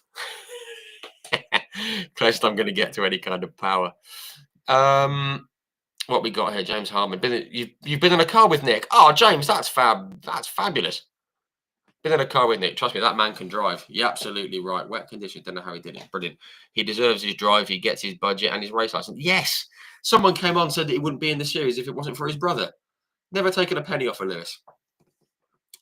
Works for everything and thoroughly deserves it. So yeah. Stick that in pipes. Crikey, 1 hour, 40 minutes, 100 minutes. And there's 146 of you tuning into my ramblings. My goodness me. God, you can fool a lot of people a lot of the time, can't you? One thing I want to talk about, though, IndyCar, it's coming up. We're under a month away. Oh no, tomorrow, month of May. Indy 500 time. Indy 500 is looming. I'm very excited about it, as you can tell. Um, but yeah, I was looking through the entry list, and there's quite a few of them have been on here for a chat, which is brilliant. Obviously, got Will Powers in there. Connor Daly is in there. I think Catherine Legg said she might be having a go at it again. I don't think she is though. But they're in. Some others on the tip of my tongue then as well. Oh, Takuma Sato, obviously. So yeah, there's a few people. Does Nicholas Hamilton own the Cooper he's driving? No, he does not. All three are owned by Unlimited Motorsport. So there you go, Mark. That's all good. None of the drivers own their cars. They're all team owned. Nick has showed people who say he's always in the gravel wrong on Sundays. He finished every race. Exactly that. And if you can't say something to their face, then don't bother writing it on social media. Absolutely right, Diffan. So anything I say on here, I will say to your face, but not yours, Diffan. I'm not aiming that at you, just generally, because just don't be a tool. But yes, Indy 500 is coming up. So yes, folks, there's going to be a few IndyCar posts which don't tend to do very well. So if you do see them, do drop them a like because it does help the page a bit. So IndyCar, yes, Bosch. Well up for that. Some special liveries coming out as well. So we're going to so we'll be doing a post about the liveries and a couple of throwbacks and on this days and stuff towards the end of the month. Because I love it. It's a fabulous race. Absolutely fantastic. Also stateside, bit of controversy in NASCAR. What was it? Ryan Preece and Joey Logano disqualified for shims and bolts and stuff on the rear wing, which make absolutely no difference to the performance, apparently. But rules are rules, aren't they? Rules are rules, and you can't break them. They're disqualified. Which brings you actually back round to Ronan Pearson in the BTCC. Obviously, he was slightly outside his box, wasn't he, for race one, and he got penalised. And people were saying, "Oh, but he didn't gain an advantage. You know, there was nothing really that wrong with it." Yes, all very true. However, rules are rules, aren't they? They're there. You know, if everyone did that, there's no point having the rules. I don't know. It wasn't deliberate, and Ronan's a good lad. Got a lot of time for Ronan. But it's unfortunate. Broke a rule, punished. Simple as that. What we got here? Andrew Bishop. Hello again, mate. Barber, Indy Road Course. Yes. Then Indy 500. About time Pelot wins the big one. Still think Newgarden will be favourite for the 500. Yes, the Indy 500. This is one thing that I was been meaning to look up, actually. Has anyone won it 3 years in a row? I don't think they have they? Because there's only 4 that have won it more than 3 times. And that's obviously AJ. Alan's a junior. Alan's a senior. Rick Mears and Helio. And I know that none of those 3 have won it 3 years in a row. I don't know about the 3-time winners. I don't think it's ever been done. So Joseph Newgarden, he's had a bit of a dog of it. I mean, basically since the Indy 500, he's not been brilliant, is he? But I think you're right, Andrew. He's going to be right up there as a favourite for the 500, which is going to be superb. We'd all like to see Carl Larson win it, wouldn't we? That'd be cool. Carl Larson win it and then fly out to Charlotte and win the NASCAR race that night. That'd be cool. But it's so hard to call. I personally, just because he's been on here, I'd love to see Callum Ilott win it. Same as Takuma Sato. I'd love to see him win it. Will Power. But I think you're right. Alex Palou. I think 2 drivers who have got a very good chance of winning. Well, 3 actually. I think Pato, if he just calms his jets a bit, I think Pato O'Ward could be a really good shout for the 500 because he was so close last year. Obviously, Newgarden's going to be favourite. I do think. Excuse me. I do think how Scott Dixon has only won 1 Indy 500 is baffling. It's up there with Mario Andretti only winning 1. It's like, what on earth? How on earth have Mario Andretti and Scott Dixon only won 2 Indy 500s between them? So and Scott Dixon should have won in 2022 when I went, but he outbraked himself in the pits, got a penalty, and that dropped him back. But I think you're right. Excuse me. Oh, hang on, it scrolled. It wasn't he said that. I do apologise. It was Tom. Hang on. No, it was Andrew, wasn't it? Andrew Bishop. Yeah, it's about time Polo wins the Indy 500. It's weird, isn't it? You can be a three-time champion, but if you've not won the Indy 500, come on now, I think this year he's got a great chance because he's just so good, isn't he? And obviously, Alex has been on here when he won his first championship. Lovely bloke, lovely, lovely, lovely guy. Got a signed photo as well, which is nice. But yeah, I think Alex Palou could well do it this year. It feels like a cop out. But I'm going to throw Carl Kirkwood and Santino Ferrucci into the ring because they always go well at Indy. Well, it was going well till he ended up upside down last year. Kirkwood, but yeah, Kirkwood and excuse me, yeah, Kirkwood and Ferrucci could be good, and Colton Herta. And my little each way picks, as they call them. I got Thomas Parker. Nicholas Hamilton is my lad Logan's favourite driver. He even got to sit in his car back at Croft a couple of years ago after giving him back his wing mirror case that he retrieved on the circuit. Thomas, of course, you're a marshal, aren't you? Thomas, thank you for all your work, my man. What we got here? It's the same when Michael Doble got a drive-through penalty for mechanics not leaving the car on time to issue. He didn't gain an advantage, but rules are rules. Exactly. Different. Yes, talking NASCAR. Now you're talking. Chase Elliott's livery on his NASCAR looks awesome in gold. Celebrate 100 years. Yes, very, very cool. Chase Elliott's had like Napa liveries for a while, but yes, very cool in gold. I need to do a bit more NASCAR on the page. I've been keeping an eye on it, but there's always big news in the touring cars and stuff like that. So I will try and do some more NASCAR.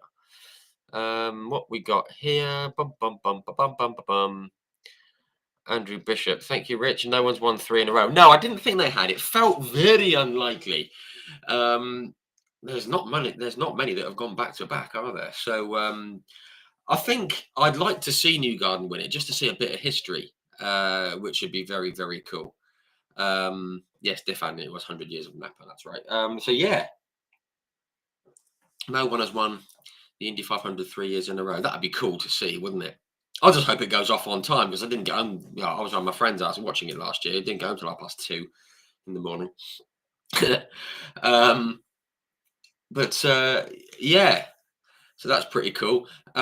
Did Colton Herta race something on the Toka package? He did. He was he in F4?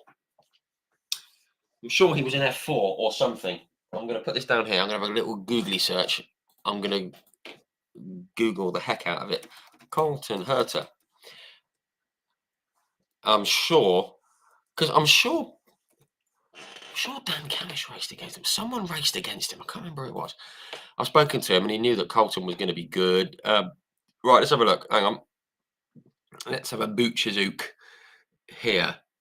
Former European, Spanish F3, British F3. That was it. 2016 with Carlin. That was it. That's when he would have been. BRDC, British F3. Sorry, keep forgetting the camera's on me. Yes, he got fastest lap at Brands Hatch and at Alton Park, and he won round 6 at Brands Hatch. Ricky Collard, that was it. I was talking to Ricky Collard, who'd raced against Colton Herta. Ricky Collard came second that year, but Colton only did 2 rounds, Brands Hatch and Alton Park. 10th. Wow, that's pretty cool. He had six rounds. He finished 10th, didn't finish, and won at Brands Hatch. And at Alton Park, he went 3rd, 6th, 3rd. So there you go. Colton Herta. Let's have a quick look here. That's pretty cool for a British F3 podium. Round 3, 6, 9, 12. Round 12 at Alton Park. No, yes. Ricky Collard won from Thomas Randall, Supercars driver, and Colton Herta. It's a good podium, isn't it? Anyway, stop talking crap. 2015 MSA Formula. Yes, that too. I did see that. Yeah. So that's all good. Colton. Pardon me. So yes, prepare to be bombarded with IndyCar stuff in the next 3 or 4 weeks. Let's have a look. I think Verstappen was struggling in IndyCar. Yes, because he said he's scared. He's even said it himself. He said IndyCar scares me, especially the Indy 500.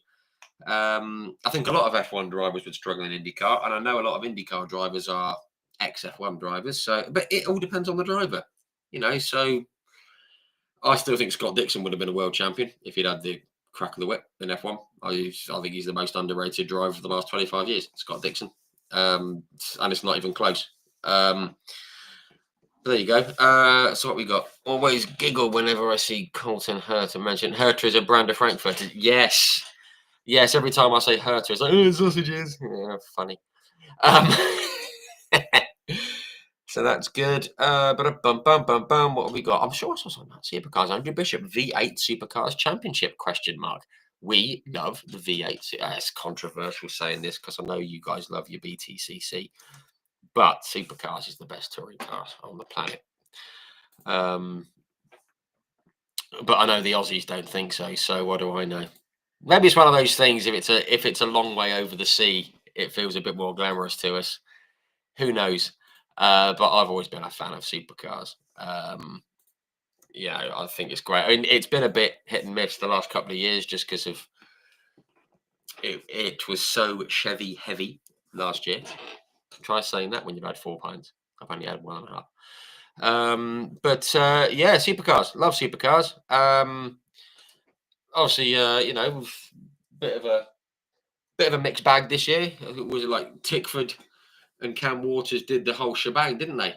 In the Sydney 500, that was absolutely amazing, wasn't it? He got 3 poles, 3 fastest laps, 3 wins. But yeah, like Brock Feeney's had one, and Cam Hill and Will Brown and who was it? Chaz Mozzie. I'm a big fan of Chaz. I want to get Chaz. Oh, I've been in contact with Todd Hazelwood, by the way, trying to get that one over the Bathurst winner, trying to get that one over the line. But yeah, it's good this year. It's sort of pretty close. It's a bit ridiculous because they've had 9 races and they're on 650 points or whatever it is. But it's good. It's a bit more balanced. It's a bit better than it has been. I know the Aussies aren't particularly happy with it, but no, it's good. I mean, given there's over a weekend, there's crikey. I mean, it depends on the weekend, but there's well over 150 points available up for grabs every weekend, and we've got the top. What's that? The top 6 covered by 110 points. So it's all very good. It's all going very nice, very good.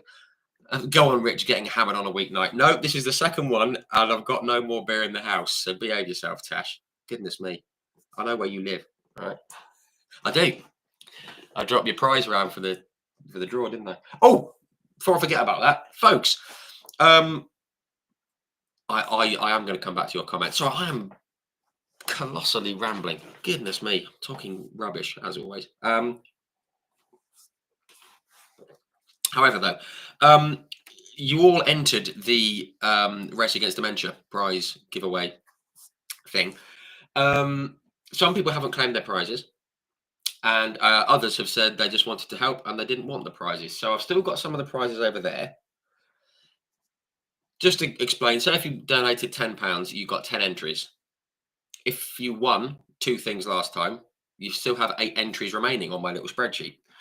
What I'm going to do, I'm going to do a redraw at some point. I was going to do it at Easter and it all got a bit busy. So what I'm going to do, probably in the middle of the summer, if you donated to the Race Against Dementia fundraiser, the likelihood is you still have some entries left.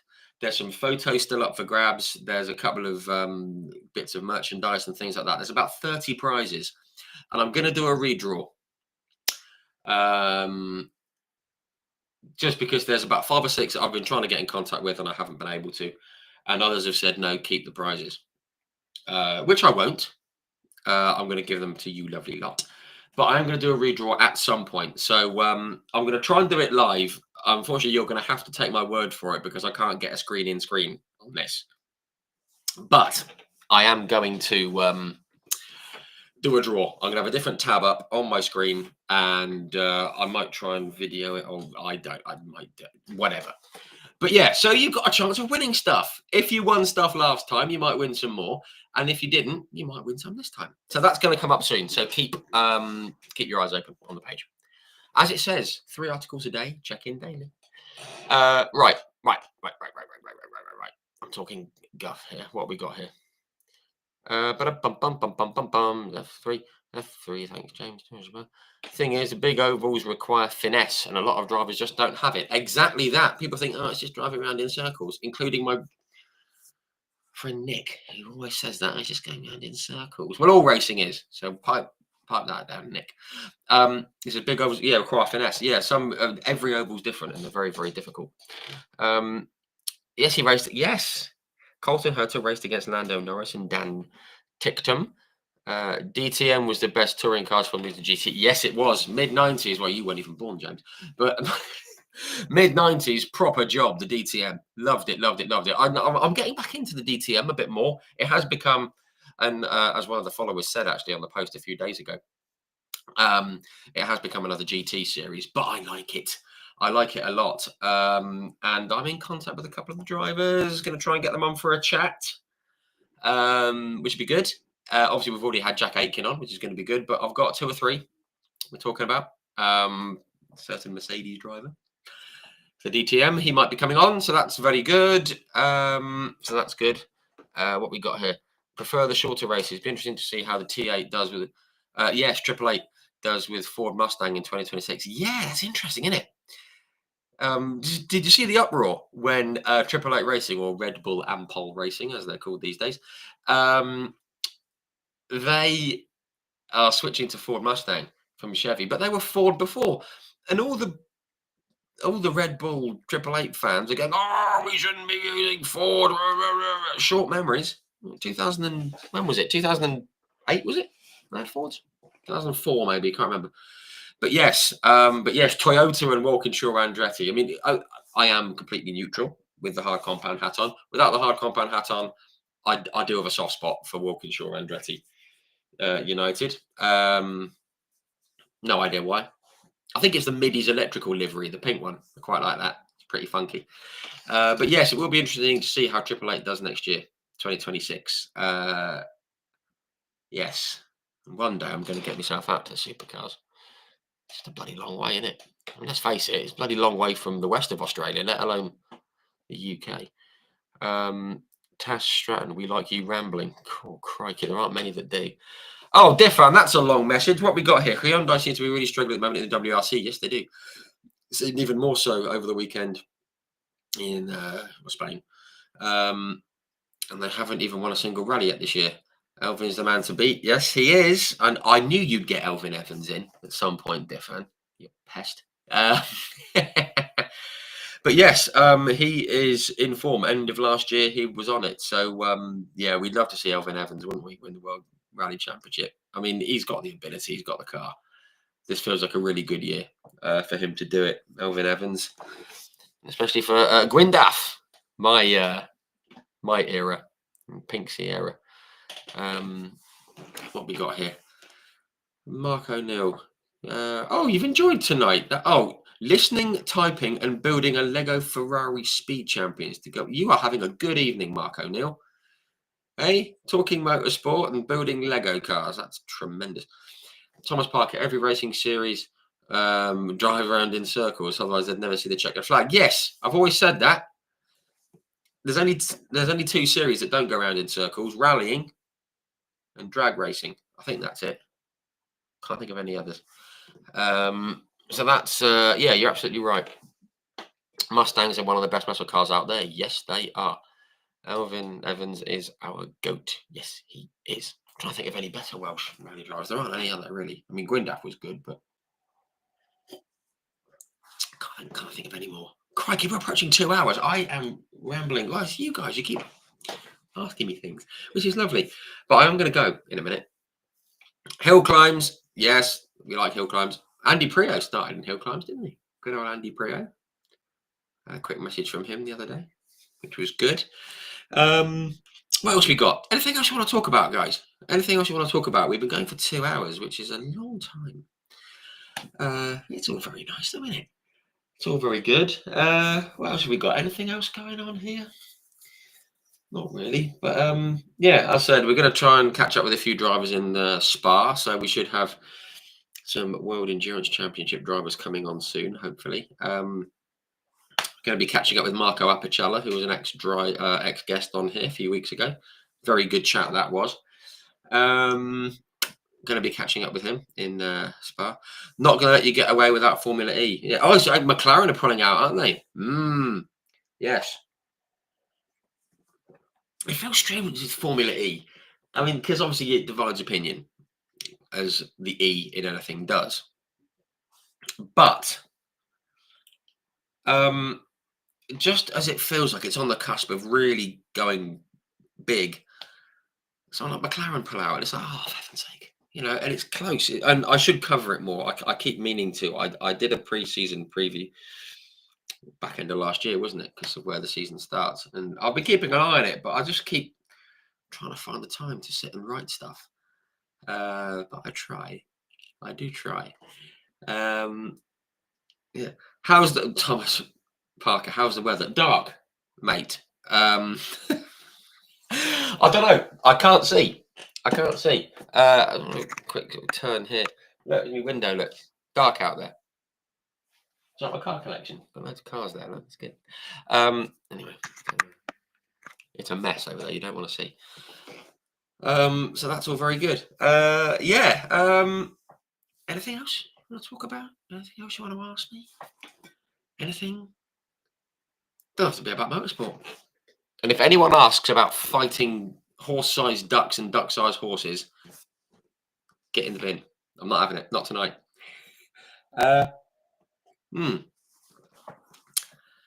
Anything else? All else? Everyone's leaving. Oh my god. No, fine.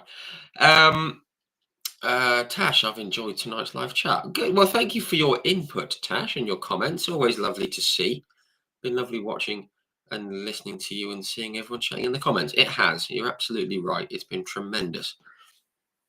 Marion Speed, thanks, Rich. Great chat, everyone. You're very welcome. Thank you for joining in, Marion. James Harmon's off to Monaco. Wow, that's boring. Why on earth would you want to go to Monaco? I'm proper jealous. Brilliant, James. That's fantastic. Monaco for Formula E. That's very, very cool. Yes, they're going to show Formula One how it's done around the streets, aren't they? It's going to be cool. So yeah, fantastic. Well, James, have a brilliant time, my man. Have a great time. I'm sure you'll end up, I don't know, on the podium or waving the checkered flag or doing something. You always manage to wangle your way in, don't you? But no, fantastic, mate. That looks like a terrific thing. How much wood would a woodchuck chuck if a woodchuck could chuck wood? Bet you didn't think I could say that so fast, did you, Thomas? Very nice, though. Very good comment. I'm not going to talk about seashells and seashores and all that. Off at 5 a.m. James, that's 7 hours. Blimey, just pull an all-nighter, mate. Just have some drinks and you'll be fine. You'll be all good. So yeah, so things that are coming up, folks. Actually, I'm just going to check my schedule. I have it all on my phone. Things that I'm posting. Hang on a minute. What we got? Just wet your respective whistles. Hang on 1 second. Check out what I'm doing here in my life. What do we have here? Calendar. Ayrton Senna post in the morning, obviously. What we got here? Oh yes, I forgot about that. I have written a post about Sterling Moss's win in the Mille Miglia with help from Simon Taylor, which is very cool. For those of you who see Simon Taylor, he was a commentator in the film Rush and on Formula One and things like that. And he's helped me put together a post about the Mille Miglia because he did the Mille Miglia course with Sir Sterling, which is very, very cool. And then tomorrow night, we're announcing an interview for next week, next Wednesday, which is very, very good. And then, oh my goodness me, I'm scrolling far too far. What am I doing? Thursday, here we are. Yes, we have a post about a memorial post on Friday morning. Do some superbike stuff on Friday, which is going to be good. IndyCar stuff on Friday night. This is all about 9 o'clock, 2 p.m. and 8 p.m. UK, folks. That's when all this is going out. Saturday morning, there's a bit of an F1 throwback. There's going to be a little, what do you call it, like a Miami Grand Prix preview Saturday morning, which is going to be fun.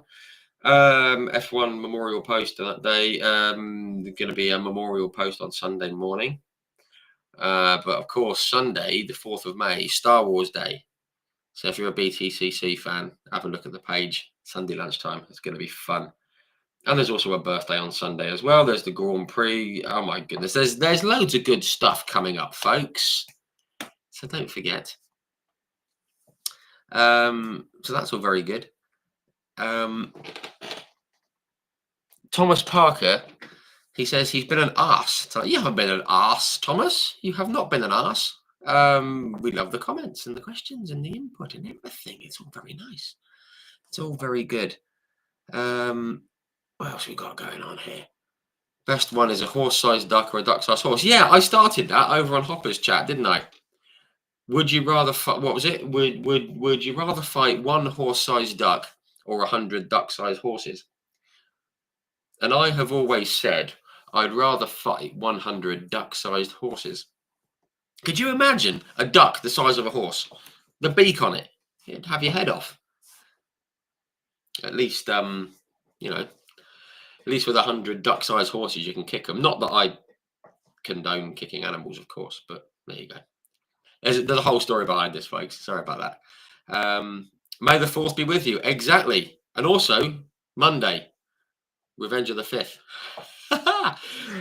Anyway, Diffan, thanks for a great evening talking about motorsport. Rich, you're very welcome, Diffan. Great to interact with the followers of the page. Hope we can do this type of chat soon and keep up the great work you do on the page, mate. Well, thank you, Diffan. That's very nice of you to say. I've thoroughly enjoyed it. It's all very nice talking to you guys. Takes me out of the real world and gets to talk about motorsport and things. So it's all been very good. So thank you very much, everyone. I don't think there's much else to cover. Apart from about BSB this weekend. It is back. I haven't done nearly as much BSB stuff in the off-season, especially with what's been going on at OMG Racing. And OMG sums it up because obviously they announced an expanded 3-bike team. They expanded to 3 riders, Kyle Ryde and Joe Talbot and Brad Ray coming back from the world. From the world. And then all of a sudden it went pop due to commercial issues. But they are back. They are back with a single entry, which is good. But yeah, BSB this year. It's interesting. A lot of changes in the bikes. So we're going to have to see how that all pans out. So I'll have to give that a watch. See, it's all very good. Monday is my cat's 11th adoption anniversary. I don't do cat racing, I'm afraid, but there you go. Current session is sitting in a box with a pair of Derek Warwick's race boots. That's cool, having a pair of Derek Warwick's race boots. Good stuff. Thomas Parker, Carl Ryde will smash it again this year. Well, you'd think so, wouldn't you? But with everything that's going on at the team, I don't know. Carl Ryde would be great, but I just think, this chap here, Tommy, and the Honda, could be very, very good. I mean, it's very, very hard to know. Very, very hard to know. Mark O'Neill, who is your money on to set the BTC side to end of the season? James Harmon, I agree with you. I said on the post on Saturday, I think it was, qualifying, I'm going to go with Tom Ingram. Mainly because I didn't think Ash was very happy with the car at Media Day, but he soon proved me wrong, didn't he, at Donington? So I will go with Tom Ingram. It was a confident pick on Saturday, but I'm not so sure now. But I think point C is the way to go. So I'm going to go with Tom Ingram this year. Sorry, Jake and Ash and everyone else. And Jack Sears, I'm going for Dexter Patterson. A lot of people were going for De Leon and Rainford because of West Surrey Racing and all that, which is fair enough. But yeah, I'm going to go with Dexter. I just think he's going to bag some points. Although, yeah, let's go with Dexter. Why not? We like Dexter. He's a nice guy. So yeah, that's it. Come on, folks. You've got 2 more minutes. Then I'm going to vamoose. Anything else? Anything else you want to talk about? Yeah. No, maybe not. Apart from how long my beard is getting. I have to sort that out. But no, folks, thank you very, very much for tuning in. 168 969 of you. Goodness me. The football must be bad in the Champions League. But no, thank you very much, everyone, for tuning in. Very nice to talk to you all. Very grateful. As I said, tomorrow night, Thursday night, 8 o'clock ish, 8:30. James Harmon likes chicken nuggets. Good, good, sturdy. You're a bit old for Happy Meals, though, James. Come on now, mate. Uh, Vitolda, Dan Camish for me. If his luck holds, good shout. I've been saying all he needs is a little bit of luck. All he needs is a bit of luck. Dan Camish and Dan Rowbottom at Napa. Absolutely right.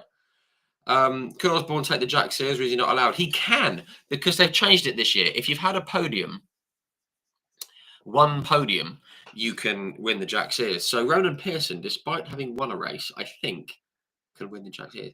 But yes, Sam Osborne could. I spoke with Sam today, trying to get him on. That'd be good to get Sam on. Thomas Parker would love to see Adam Morgan win a few races. Yes, Adam Morgan. We like Adam. He's a good lad. And he says nice things about me, which is good. James Harmon, you're never too old. Absolutely right. Never too old for chicken nuggets. But yes, as I said, folks, about 8:30 tomorrow night, Thursday, we're going to be announcing another driver. I might bring back the Guess Who things, but they kind of went down like a one-legged man doing the hokey cokey for a while. So I might bring them back, but yeah, we are announcing excuse me, another guest tomorrow, which is going to be good. Shall I give you a little teaser? Yeah, why not? He's raced in the DTM,